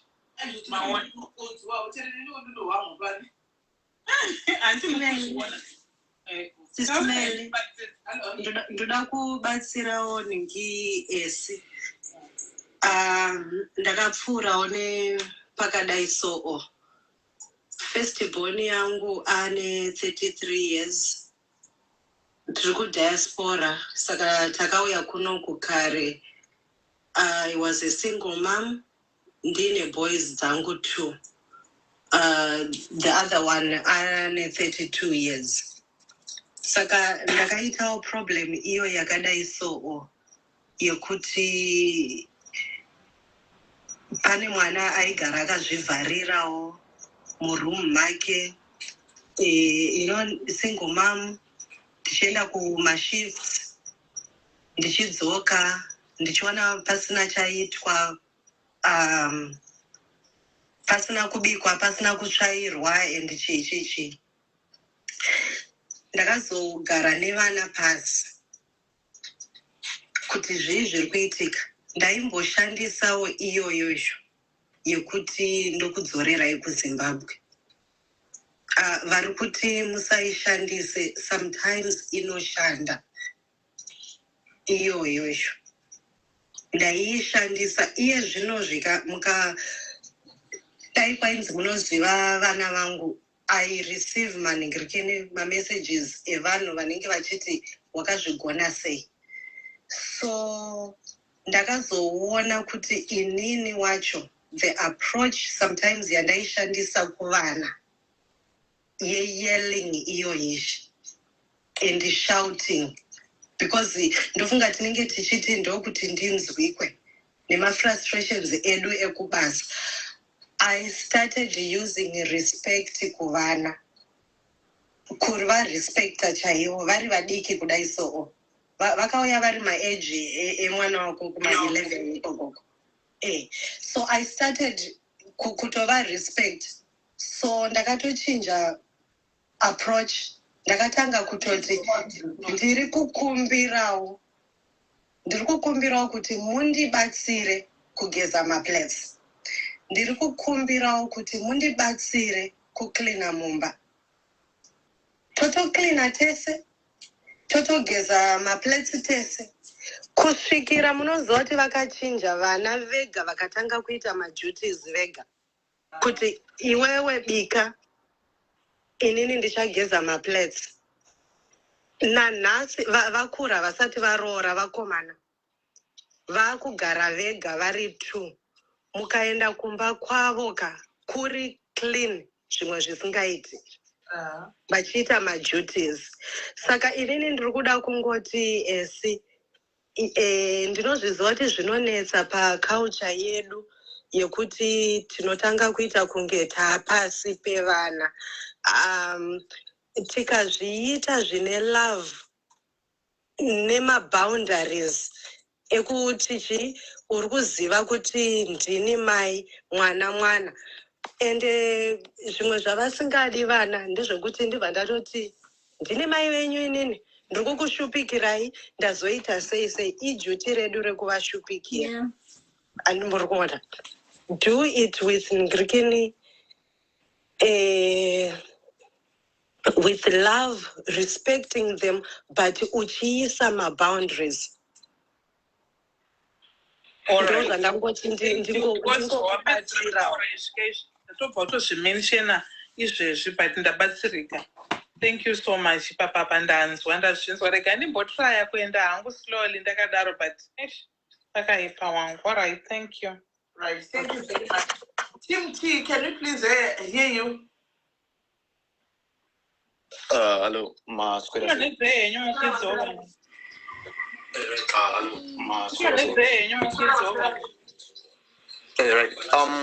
Chandiri kuona chiri kuitika guys ndechekudai so tofana balansa zvinhu tu. Vana tofana kuvapa nzeve, tofana kuvapa rudo rwavari kuda, but at the same time I'm sorry ndozati vachandituka vachandivenga. Shamu inodiwa futi. Guys, mimi nese muri panapa maparents mese muri panapa. You all know murerero watakaitwa nevabereki vedu. Zvakatibatsira. Tiri kuti tamu generation yema2K. Tofana kupa rudo rwavari kuda neshamu futi. Chinoitika vazoti dherera vazoramba vachiuma musoro vachiita zvavari kuita. Inyaya vanozati andirowe vakuclaima ma-rights and everything. Of which ndo pari kukanganisika. Isusu taibatwa nevabereki asi kuti ngativabate mubatiro wataitwa. But waiti ukabuda musaga pamberi pevaenzi taingotariswa ziso wega waita order zvaitibatsira. Ende zvanga zviri zvekuti vakativenga rudo rwavaitipa kuti tikure mune zvakanaka tiite bo. Ini ndine timu rangu inini. Shamwa dzangu dzese vazhinji vakakura chiita zvavanoda vachiteererwa vachiitwa sei vasingarowe. Handiti patine vari kungoita madrugs because vabereki vavo vakasvika pakutadza kwavakondolota vada kwavauri kuti mwana arowe mwana adai. Vana zvavanoita munozvizemi vanotesta kuti vakakudai ona hapana zvavari kuita kungoti stop it vachidzika stop it vachidzika stop it, but panoda shamu nerudo zvese at the same time because kurova kwatiri vaita kana busy yatiri kuvapinza hakusi kuti tikavavenga toda kuti vaite zvinhu kwazvo saka pamwe pacho ngatisanyanyota soft pavana sere ngatienda zvangu. Thank you very much, Kola. Ndandoro kubvumirana na team. Pakurova, I think vana vasinganzwisisi havanzwisisi chinhu one. Pakurova vana, inini wangu ndaimurova ari mudiki handiti. Asi pandaimurova kuti ndiri kukurovera ichi andosandikukurovera. Aurove every day. No problem ine vanhu manje. Vanorova mazuva ese. No problem ine vanhu manje. Hapana kuti ma-ego. Okay, problem is vana vanofunga kuti kurova mwana ngarowe every day. Paakanganisira pese, anogona kukanganisa chinhu 1 ka 2 kana ka 3 handiti. Kechi 3 oti wakambozviita pai ndakauta usazviite. Wakazviita pai usazviite. Kechi 3 omuti ndikukurovera chakati nechakati nechakati. Ndikutaura from experience.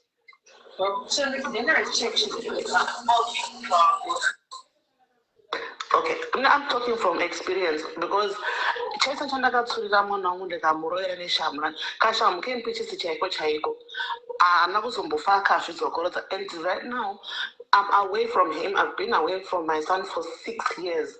Pafoni chaiko ndikangoti bamini matanga unonzwa kuti sorry mama, sorry chaiyo mwana kazvikutaura nemwe kola kuti apologize. Iwe mwana wacho kuti fana kwadzidzisa kunzi chii chinonzi sorry.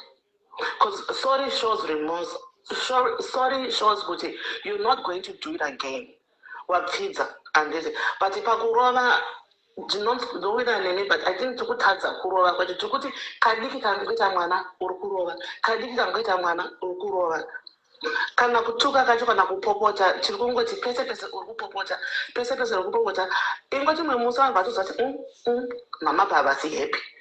Ukaona mama vadai so havasi kufara ende mwana anodzoreka.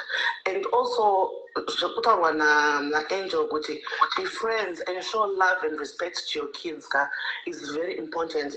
Ma2K anonetsa kurera.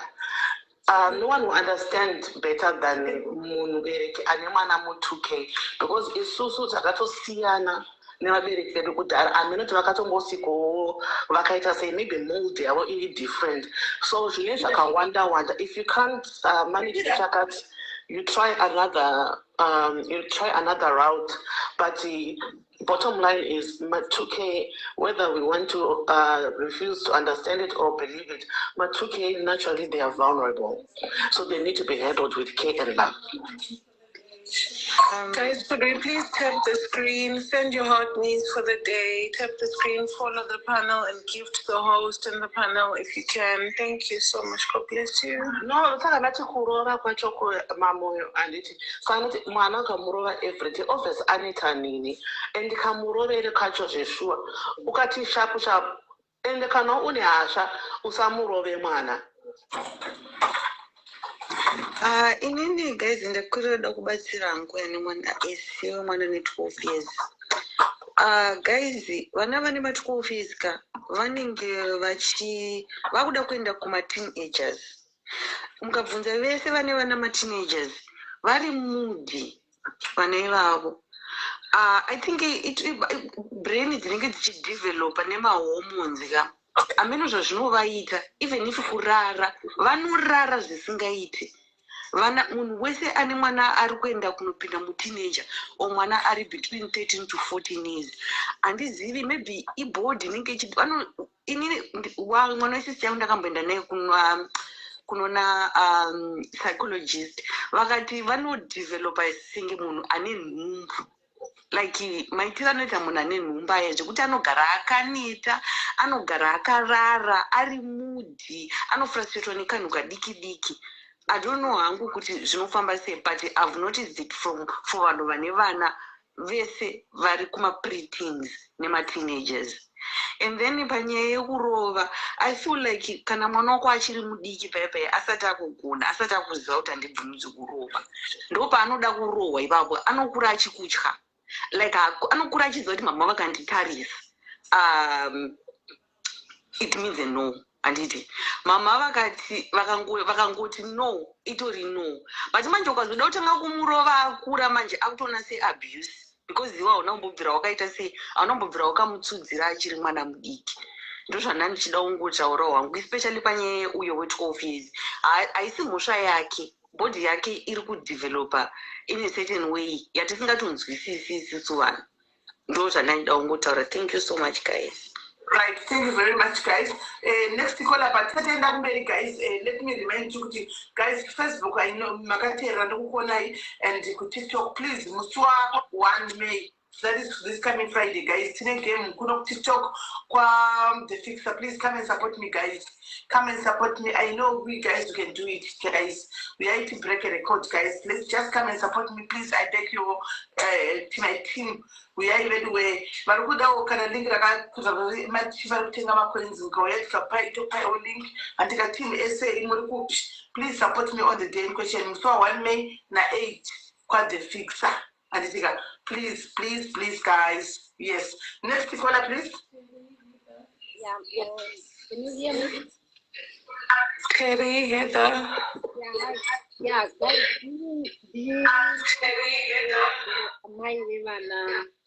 I'm a mother of 3. One working on it 26, the other one running. We can't hear you properly dear.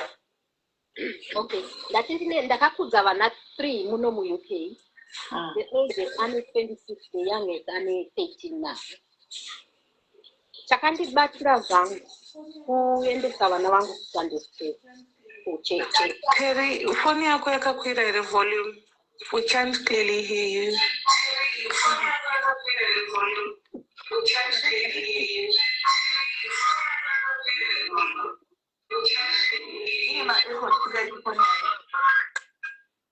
Okay, let me use another gadget. Okay. We can go and say my phone. All right. Next caller. Makadi, Mama. Hello, Bia. How are you? Very right. Inini, I just wanted to speak. Mama, I don't think that's the right way to do it because now wakam separate for a very long time. She eventually start to resent you because she will start thinking she was abandoned and she will most likely think Mama Waka moody and stuff like that. In any as a person akagara asina mama wake for like a period of time in my life. I had a stage where ndakazotanga funga kuti pamwe mama vangu avandide ndosaka vakandisiya And I feel like kungosiya vana like vasenda kana kuti vagare vari kure namama, it's not the right way to do it. I think vanofanira kungogara naye pasi and then votaura naye kuti, like she said she's tired. I think vanofanira kumubvunza chii chiri kuita kuti anete, and paari kuti she's tired, what is she tired of? Because patired apa unogona kungoneta watongoneta zvekuneta zvezvairoro kana kuti you're tired because something else is happening. So I think she should just talk to her and understand kuti chii chikuitika kwaari. Thank you.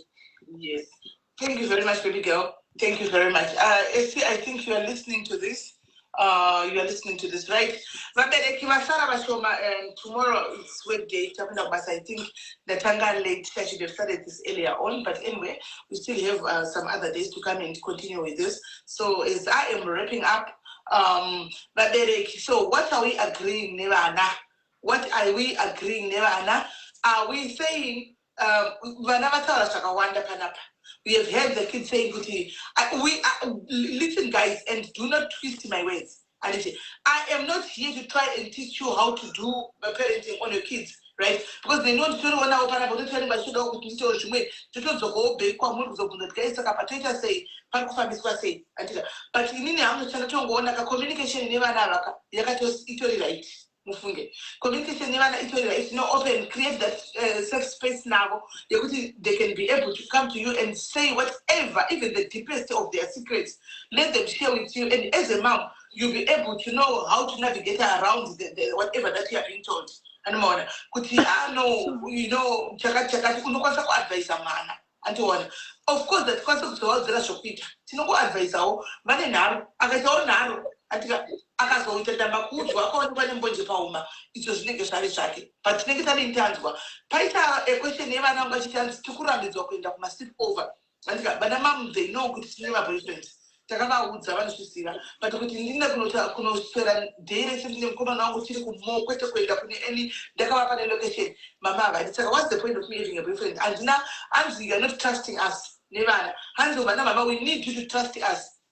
So tikati kuna mama muregei aende if possible let her go ati mune location nemchiona kuti ari pamola ari pakati you'll be seeing everything and more just give her the benefit of the doubt. So let's learn also to trust vana vedu because kuvatariza every time we are not to be trusted. Our trust we are killing that self-esteem in them and they are anotokura chizviudza kuti inini ndakanzi handitrustiki animona so vane chimwe chinhu chavanoluza mavari andiona yes yemaboyfriends yataurwa ma-20 years ma-19 years akachitaura panapa of which tikatarisa ma-19 ma-20 years vari kuva vachatoenda college animona vamwe vachatotanga uni izvozvi kuuni will you be with the child? No, you won't be with the child.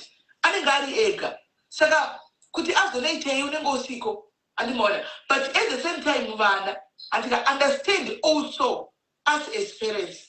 It will be very hard for me to know kuti mwana wangu aenda kumba kwemukomana andiona saka ari kutoshanduka senyama ipa Bryson nemukomana. It will be very hard kuna mai kuti vafunge zvinhu zvakadaro andimona so saka tizoona mai sometimes achitaura kuti vachitaura kuti handikwanisi kuti ndikurega uchienda kumukomana you know the fear of that thing you know ikungosaka mwana wangu ari kunoitwa so andiona that's the fear.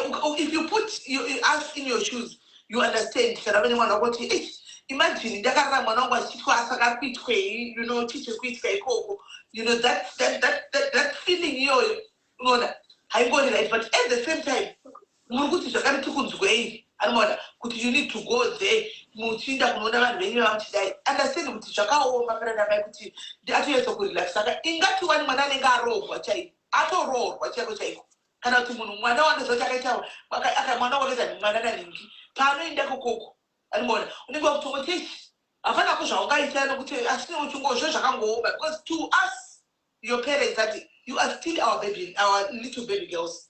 Whether waita 22 24 years kwandiri you're still my baby andiona kana zvichiita nechitotry kuda kutokuvhumbatira kutokuprotecta saka imi munenge tukazviona munenge muchiti tiri kurambidzwa munandi tiri kurambidzwa chakati ani munoona hatisi kukurambidzai but the road that you are walking we have been there, we have walked that path before ani munoona takafamba road iyoyo tinotoiziva sometimes takatoita zviri more than zvamuri kuita inini anomaona zviri more than zvamuri kuita ndokana ndichiudza I always tell Shakira panapa pana Kelly kuti dei ndakateerera mai vangu nababa vangu ka dei ndiri kumberisa ndokana ndichivaudza dei ndiri kumberi but ndaifunga kuti handinzarwo handibviri ndava maold school anosivei kurova kwataurwa nevamwe I don't know if it will help because inini ndairohwa but zvaisashanda ndaitoziva kuti ngasi ndikunorohwa ndaitoita mhosva dzangu ndichitoparambura ndichitoziva kuti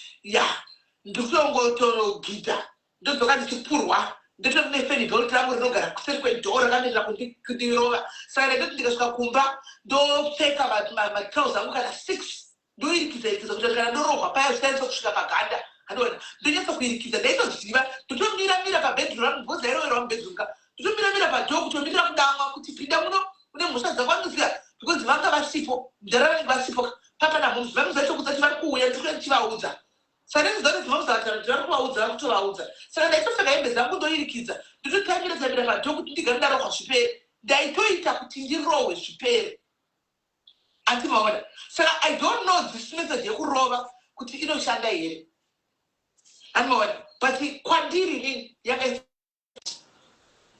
so vabereki it's up to you I'm not telling you what to do but ndikutarisawo zvamuri kutaurawo nditodza zvaitikawo pandirika baba vangu akasvika kunopisa fenibelt iriya kuti ini ndazvikonewa kuti vakasvika pakutotaura muromo kuti ini ndazvitadza but vaitotyiwa vaisika mwari munhu anova vanorova asi vamwana wavo vakasvika pakuti ini ndazvitadza I always tell you guys kuti my mom ended up resorting to unozati anenge ane dhimoni mwana ushu. Then she had to go and start a prayer meeting ya 5 to 6 ku General Hospital, Gweri was General Hospital kwa ishani. Kutanga kwenda ndibetsere umakumba wangu kune demoni riko kagara mwana. Ndisina demoni iri musikanzwa. Yekuti window iroro hatika vana tunda kujudura so. Saka ndairi dzosera ndau yakaiti in their eyes you know see bagla bari ripo but bagla baranga ndozvisa ndozosera. Ndobuda ndoinja kwana tichimatazi kuswimming pool kwaenda kizatenda kusekasi anoona ndonobhiga ndiriko kana dzodzoka kuma3 4 dzoka topinda pawindo pakupaya paona mukama kuseni vachitanga kizanda kubasa vainongorera kuona zvimunhu zviri musadzoka zvakavata kuswera zvongovharirwa makambona kukudza nyaya yekuvharirwa chiwindo ndikazombodzoka one day ndikaona vavhara ndakanga nakuvhara windo ndikaona vati kosi windo irase ndobva vavhara windo remutoilet ndikavata muchibagwe ndisingasagona kupinda ndichivata ndiri muchibagwe kuseni vachimuka vakandiona ndiri muchibagwe vakavhunduka ivachii ndakavachaka ndavharirwa pachiwindo chandachibuda nacho chemutoilet anoona kuseni vachibuda kuti vageze momuzi mutumo vakaona munhu ari muchibagwe vakati kunodai mumba hamuna munhu ndakarongedza mapiri apa ivapa havana musi uyo havana kundirovesa havana vakandichikurumidza kupinda uinde ngonovata tozotikazotara nezvazvo so shamu sometimes inoita kuti mwana atesere ave nini unoona so handizozvivi hangu kuti kwenyu kushamuku kwakamira sei. The other things zvakare when it comes panyaya dzevana ipapapa anomaona I don't know guys ini ndakutofunga kuti kutoita relationship kutoudziwa zvese zvikutoitika bo zvekuti kutoudziwa zvekutoitika kuti chichikuitika so you know tichitotaura semafriends botonesana and then guys the other thing let's stop comparing the kids kuti mwana wanhingi she's doing so well ini ndaive nemunin'ina wangu anonditeerera aindirovesa veniwe ainditiva because anga ari good munhu good pese ndaireleta kuti haunezeresa uyu irimenziri uyu akangandopetakatasira mombe dzedaka apetakatasira mombe dzedaka takatarisira aidziloya doctor neno anoona but upenyu zvangu noita soka aiwaka ndakazotenda kuti hamudogara isaka tine vabereki vedu vakakura kusvika nhasi tiripo ndaiva proud anoona because kuamba vakaisa ziso ravo kamunin'angu haana kuzoita zvinhu zvavaitaura zvavaifungidzira anoona ini ndakatozotaka kutoexera chako chako kuti ndakutotaka kutofamba ndichimubva mberi ndichiita zvakavachoka animazviona saka let's not naiwaindakusilovzvokushasakira zvokupinda yakati ngatikubhuloka duzvi remunhu ndandisokubhuloka block hapana right guys,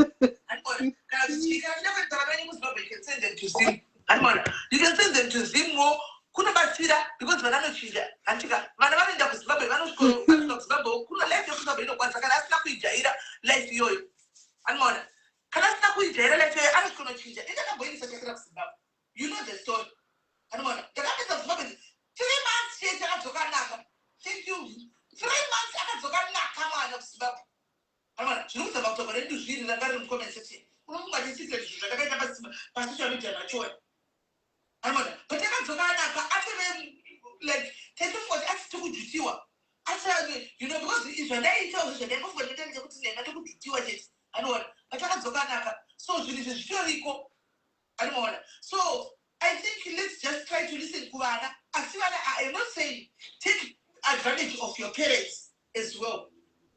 Do not take advantage of your parents because vanokudai andikakana vari kuti vari kutsiurai no kutokutsiura kukuda a parent that does not love you hakwanisi kukutsiura anotokusiya uchamobemba shanga uchiti chero ukadzoka mangwana makuseni anotokuwa kuti hamheno atoona but you put yourself in your parents shoes muone kuti zvinorwadza sei andimaona so zvinhu zvakadaro handiziviwo guys vabereki vari kupapa kana mune chekutaura tichirepa up can you please say something but ndingofunga kuti nhasika tatosvika pakuti tabuilda relationship nevana vedu guys tadzidza zvakawanda from what they were saying tadzidza zvakawanda ndofunga nemiwo vana vaandastanda nyaya yekusleep over kuti takamira papi sevabereki hanimaona ndofunga maisa muchiandastandawo kuti hai zvinenge zvakavaomera vabereki vasikana because varume vacho varume variko mazuva ano vazhinjika zvimukono zvematsambarafuta anoona varume sori henyu vanhurume vari mucomment section but is the truth isusu paplatform yedu it's a reality platform yefacebook tinotaura zvinhu zviri kuitika in our day-to-day life so hatitauri isusu we have people that comes with their own stories dziri kutoitika ipapo so tinodzidza zvakawanda munatora nyaya yake soka unoona zvakawanda kuti saka tinenge tichotyira vana vedu kuti hei varume ava saka zvinozodii you know tichiona zvakawanda tikudzidza zvakawanda kubva kumaexperience evamwe vanhu havari kutorarama right now but inini ndisingazvizivi because hamusi vana ngezvemaplatform edu iwaye echikurai munenge mune timaplatform toite kutamba tokudai dei maizoona mareal life stories anoitika uko maigona kuzombofunga kuti hei ndosaka maybe vana mai vedu vachitiprotecta kudai anymore. Tadzidze, thank you very much for coming and being open-minded. And imazona matuke yatu ya rashano dai mazona. Manusara chokwadi pasina kana kuvanza kana kudini. Saisha isukutaura. Hakuna ito kwa platform kuti kwa itaura kwa kustorina. But iko zile vana vakutaura freely. Anymore. So tadzidza vabereka I hope we are going to do good. We are going to do better. Tongo tera utonzwa. Asante vakati mwanangu. Izvi zvikaishi kama hata tera because vane experience ndapakudzwa akaonekwa nebody pauma vakomana vatinawo mazano variko vanakomana zvichokwadi vanodawo pakati pemakumbo ndochavanenge vachida but do you know vanangu kuti love is not all about sex munozviziva here kuti love is not all about sex sometimes mukomana kana chikuda chaiko chaiko he will wait for you when you are ready wega kufira ndiri ready then you can start doing it. I think we should also start teaching my boy child kuti sex haisiriyo ungodai nemusikana kuti undiprove nondida tanga warara nei vasikana have got a lot of things to lose than vakomana mufunge because the time each time yanorara newe ati ari kupera ndiyo ari kurohwa panonaka ndiwe animona chipoto chehani chiri kurohwa nechako chiri kukabuka ndiwo unopera. And vakomana, one thing is, this is the truth, guys, that's kind of, vakomana varimo vakatera as we are wrapping up. Vakomana vanotaura kana vari vakomana vari chigroup chevakomana. They talk about how vachakaonita nevasikana as if it's nothing. Ndaitamba nevakomana, ndaitamba nhasi totaura nevarume because vanenge nyaya dzavo kwandisi. Vanotaura about kurara kwavanenge vaita nevasikana because kwavari kazhinji kacho zvambotaurwa nainnocent zvazviya. Anymore. Honestly speaking, vanosvika vakomana pakuti guys munhu ndichadei munhu ndakarara naye pane kona handisina kuwe saka ndicharora chi akunotsvaga munhu anoda kusiya chinorora munhu ari fresh wasinambobvira akabvutisa makumbo kazhinji kacho ndiye munhu munhu anozoita pesira apinda nemarriage. Ndinokuudza ichokwadi. Vazhinji venyu vakomana vaminaura sorry henyu vanangu because kana dai mudzikisa unopinzodzikisa kecho. But chiri chokwadi. Kana vakomana vamunodanana vazhinji, I bet you pane one chete ndesarorwa nemukomana waanodanana naye right now. Vamunodanana vesafana nokuroora yani. Ndochokwadi. Vakomana vamunodanana nawo right now. Anokuroora kuti uchagara navo mukitchen right now. Oh, don't pick up kudai. Muya muchindudza takaro. Apana. Inflicting chete. Murungofara chete. Murungopedzwa. Panonaka. When the time is right to settle, they are go. I'm saying that is the truth. When the time he is going to marry a person who has been broken. Believe it or not. Kana ukaona wazororwa iye aiwa tinotenda Mwari. But no chokwadi. Asinotsvaga kana friend yako chaiyo iripo yasinga yakuhalela kuti if I can just get, because in their minds they are just in getting into my pension era scada. They want to get to my pension era scada. So kune vanenge vachiti vanenge vachiudza vari boys kuti ukona ningwa una magaracho so una gumbo mudhara gumbura naro baba andona ndo vakomana ndinandorana vakomana vanogona kutobheja mari kuseri vari boys kuti that is the truth chandikuudza kuti ningi uyu ndorara naye kubheja kuisa mari akasikira kuti ningi ndorara naye soto ndikunyepa here uri munhu wechirume kuti ningi ndikuisa mari apa ndorara naye vanozviita vakomana and then unongochipashengura chivise zvimagaro zvako chivise zvimazaro zvako uchimirizikazirekomana kusleepover muchienda kusleepover ungoriwo palisti revamwe vasikana uchibuda iwowe is bringing in another one uchibuda iwowe is bringing in another one hausiriwo wega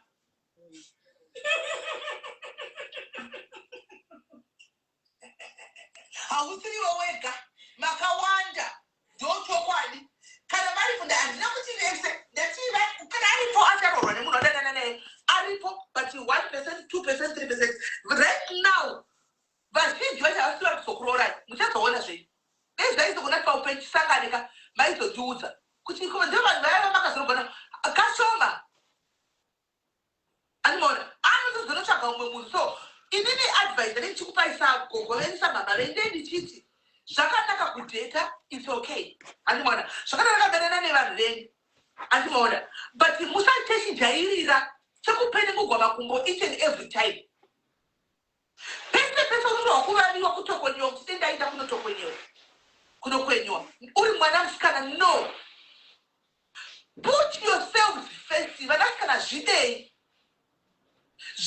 boy child will always be boy child ati muri kuzwa put yourselves first zvidei imini preserve yourselves put yourselves first zvidei iwewe unoziva ukazvida kudai so ukave munhu anozvida anozvikosesa so anozvifila anozvida anozvipreserva so kana vakomana kutaura kuti hasvikiri zvokumhanya zvinoita kuti agare akakutsona agare ari on the edge zvinoita kuti atofila kuti you know what I think anogona kurooreka but come on guys kana chikuridza every time chaachakuroorera chinyuwani chaari kuda kunoona kwauri akapedza neutano chii chaanenge achishuvira kuti anoroora ndizogara naye chasingazivi chii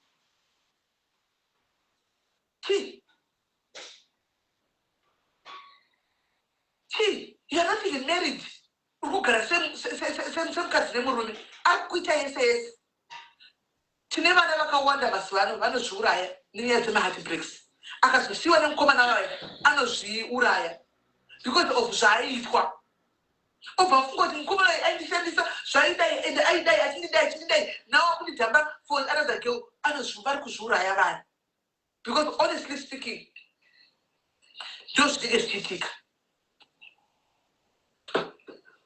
You can say goodbye, but it's chokwadi vikwi. Mama, don't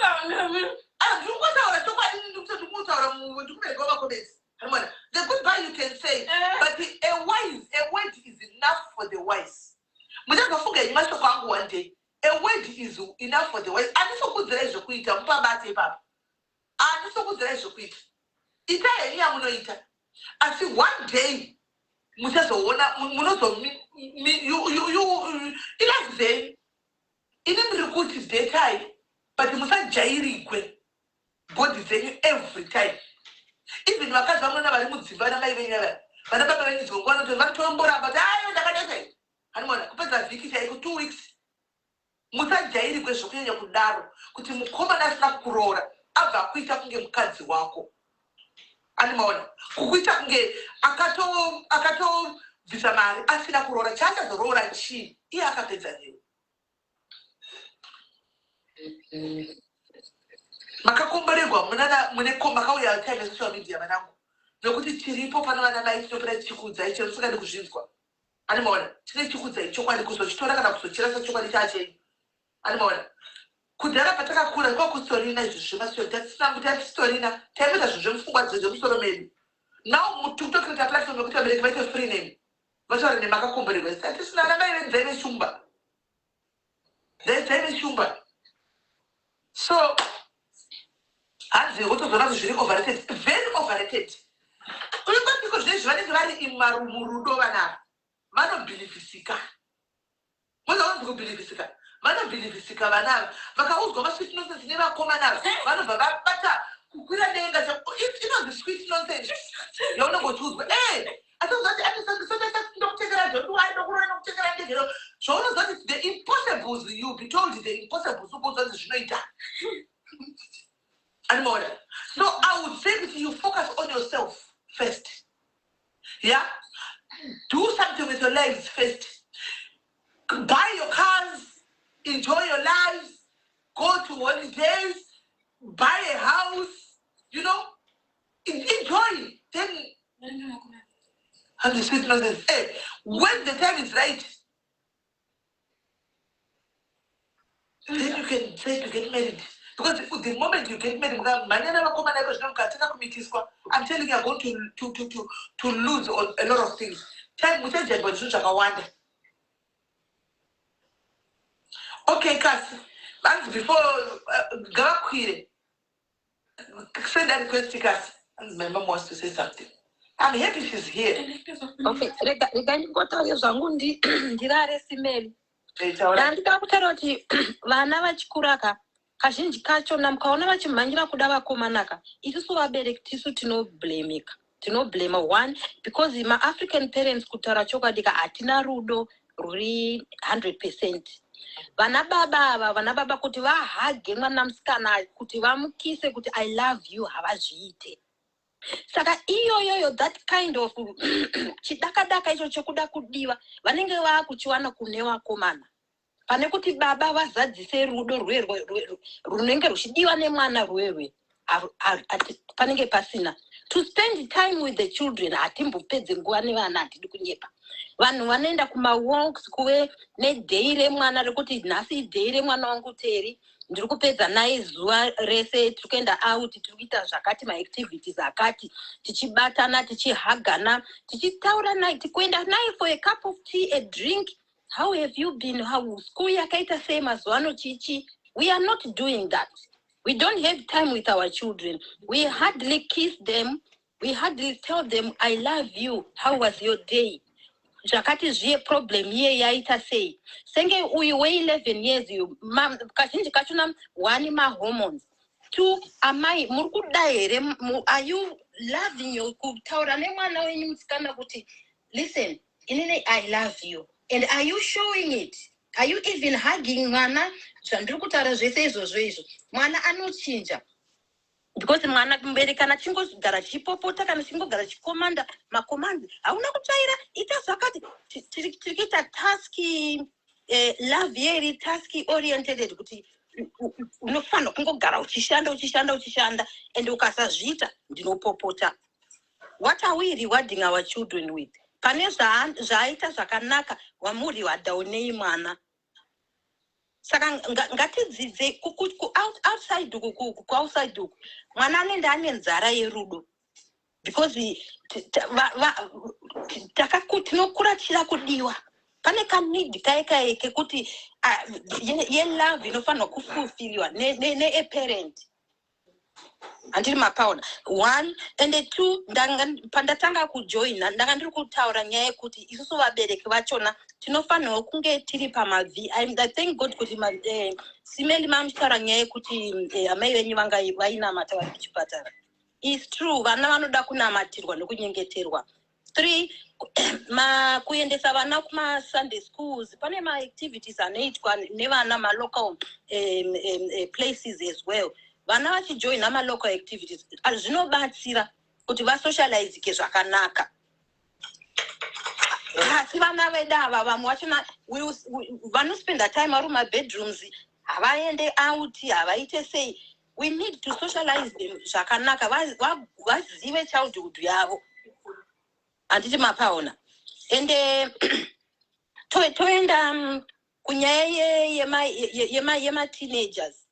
My teenagers, we need, okay, ndidzoke kune 11 years. Ari kutodawo help yekubatsira kuratidza kuti anogeza sei, anoita sei, muchimuratidza, muchimudzidzisa ingo yekumutraina, but mukutraina kwachona mutraine nerudo. There is something chakatrigger kuti mwana agare akarebesa muno. Pani chakaitika. Sit down naye munzwe kuti chii chakanyatsoitika. Munyatsotaurana nemwana zvakanaka murudo. Hagi mwana wenyu by love yemwana muite that rapport again. Right. Buildika rudo. Right. Thank you very much. Kola takuita mareping saka time. Kasi mama kasi hello. Hello, Sinele Murise. Zile Moshe. Sorry, not my visitors. So I'm asking for some of the things. So, even Panambola Mapana earlier on Pamatanga Nashindanskwa, Munya Kutizo, Niva Navan, they want to go out and or as does not to Saramashure. But as for me, Anguka, the in the Rambe Utika and Maranza and the called in Komana for holiday. For me, it's a no. Because you are not yet married. And it Mangwana Charama name Komane, we should have seen a Monkobana Chesanga name Monkobana Achal quality. Saka, how are you going to value yourself? You need to value yourself. Yeah. So that's what I always tell Waskana Kuti, you need to value yourself, no matter how old you are, because even as mothers also, sometimes there are mothers out there who are single mothers. You don't just go out, you can just do anything. We value ourselves. So as the same applies with our children, they need to value themselves, because if you value yourself, tomorrow you're going to kana iye murume cheche anokuremekeza. Vanhu vari kufunga kuti maybe now we are in the 21st century, so such things they don't happen. These things they do happen. Because varume pane vamwe vachitori nemacultures avo vachine unhu hwavo mudzimba dzavo. Vakomana chaivo vanotokudzwa vaine unhu hwavo. Saka vakakuona uchingoti nhasi ndakuvhumidza kungoti ena hako golden nemukomana atakakubvunza kuti amai vako is she okay? Vanokubvumidza kuenda kuholiday. Kana iye wachina ukamubvunzawo kuti zvoni iye is he going to allow his sister to go out to go on holiday ne-boyfriend yake, he's going to say no. Saka iwewo, why can't you just do the same? Value yourself. Yota say kusvikawo waisonoti zveshuwa mukomana wangu anondida marora namaita sei, then that you can do all those things. So I don't know ndakudzosera mumashure, but thank you so much for this Ningikini. It's actually helping Jeros the goals, Jeros is okay and stronger kuteera, but my basa magona sterek mambuti. So that's like she was also she aired about that as well. Mama doesn't want me to go and see my boyfriend. And so that was, and that's what you said. Yeah, it's Wapana Baito Rakunzi.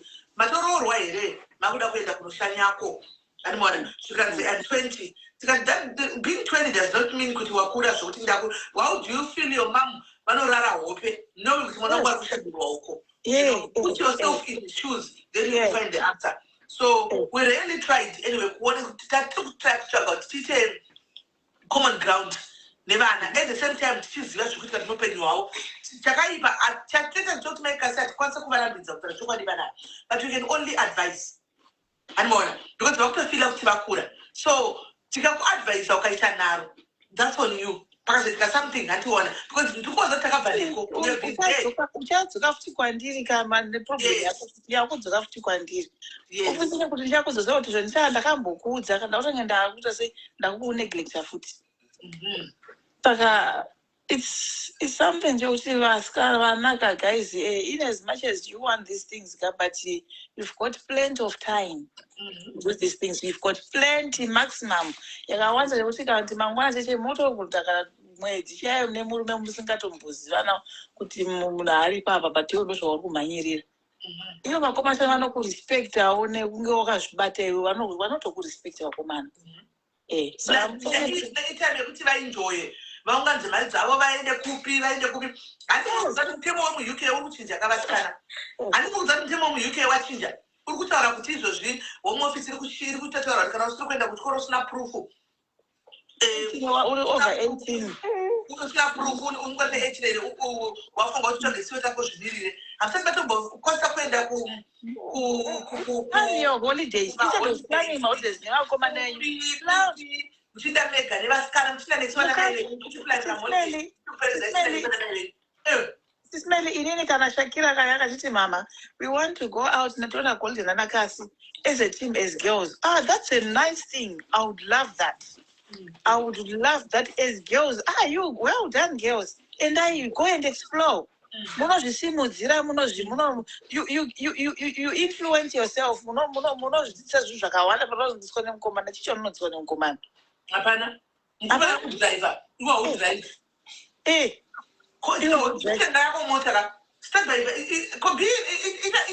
can do more than what your man is doing. Yes. Don't iPhone. You can work for yourself. You can buy yourself an iPhone. I think even in Zimbabwe, I used to buy him my iPhones and all. But okay, I'm going to know which you are. What's taking out ATM? I didn't do take up to my winning. You also stay on and come one pay. Apana. Empower yourselves, girls. Empower yourselves. You will be powerful. You will be over everything. Right.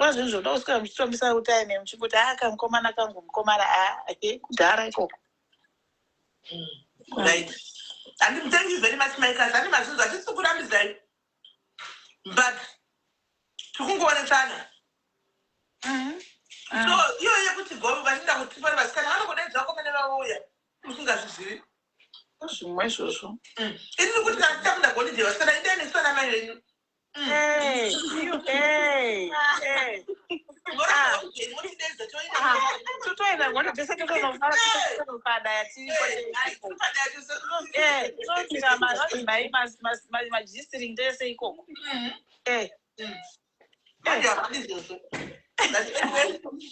It's okay. Thank you very much, Makers.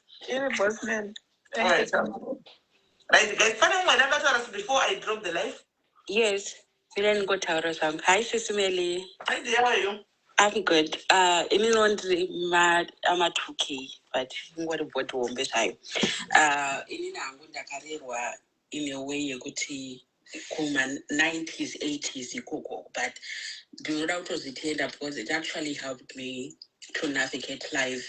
Kumberuko kandi kazoyo ku university kunze kwenyika zvakandibatsira kuti ndisave nepeer pressure and also kuvabereki vedu again patinoya tichikuudzai zvinhu handiti kuve close nemi hazvireve kuti atichameka mistakes. Allow us to make mistakes pakuve close nemi ipapo tinzwisisei kuti tiri different hatina kufanana nevamwe ndosvika zvangatirangotaura kuti pakuve close nemi tichikuudzai nyaya dzedu. Allow us also to make mistakes. Motigadzirisa mune zvakanaka mune rudo musingatipopoteri ndozvega. Good night. Right. Mother D, please add Lisha Savage in and corner request. I think she's private. But now I need to go. I think I don't go to original one because I'm going to have Virakari, but in and school. Don't go to Sonny. Mango Torre, my Ivaskana. Apana vana vakomana were apa parikungoraiwa girls hapana boys here de mwana wangu angakamuka amboya tirira wamboraiwa sisikundi ndidzikezeni tataura wani nyaya yakomona kuti kazhinji kacho the most disadvantaged people are girls. Yes, and you know that for a fact. Because we can't have any son who can get like a friend that are much to the Kamana. Because even boy child, and the government will take advantage of the last canal. So we will send it to the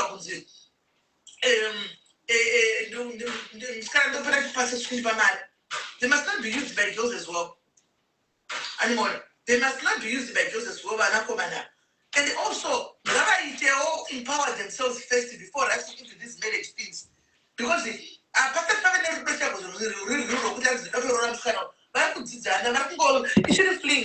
boy is 20, the girl is 18. When they marriage, and more, I want to see those of the then 5 years down the line, could have brain out to take up my mistakes in Bamia man. I last a marriage. They must give themselves a time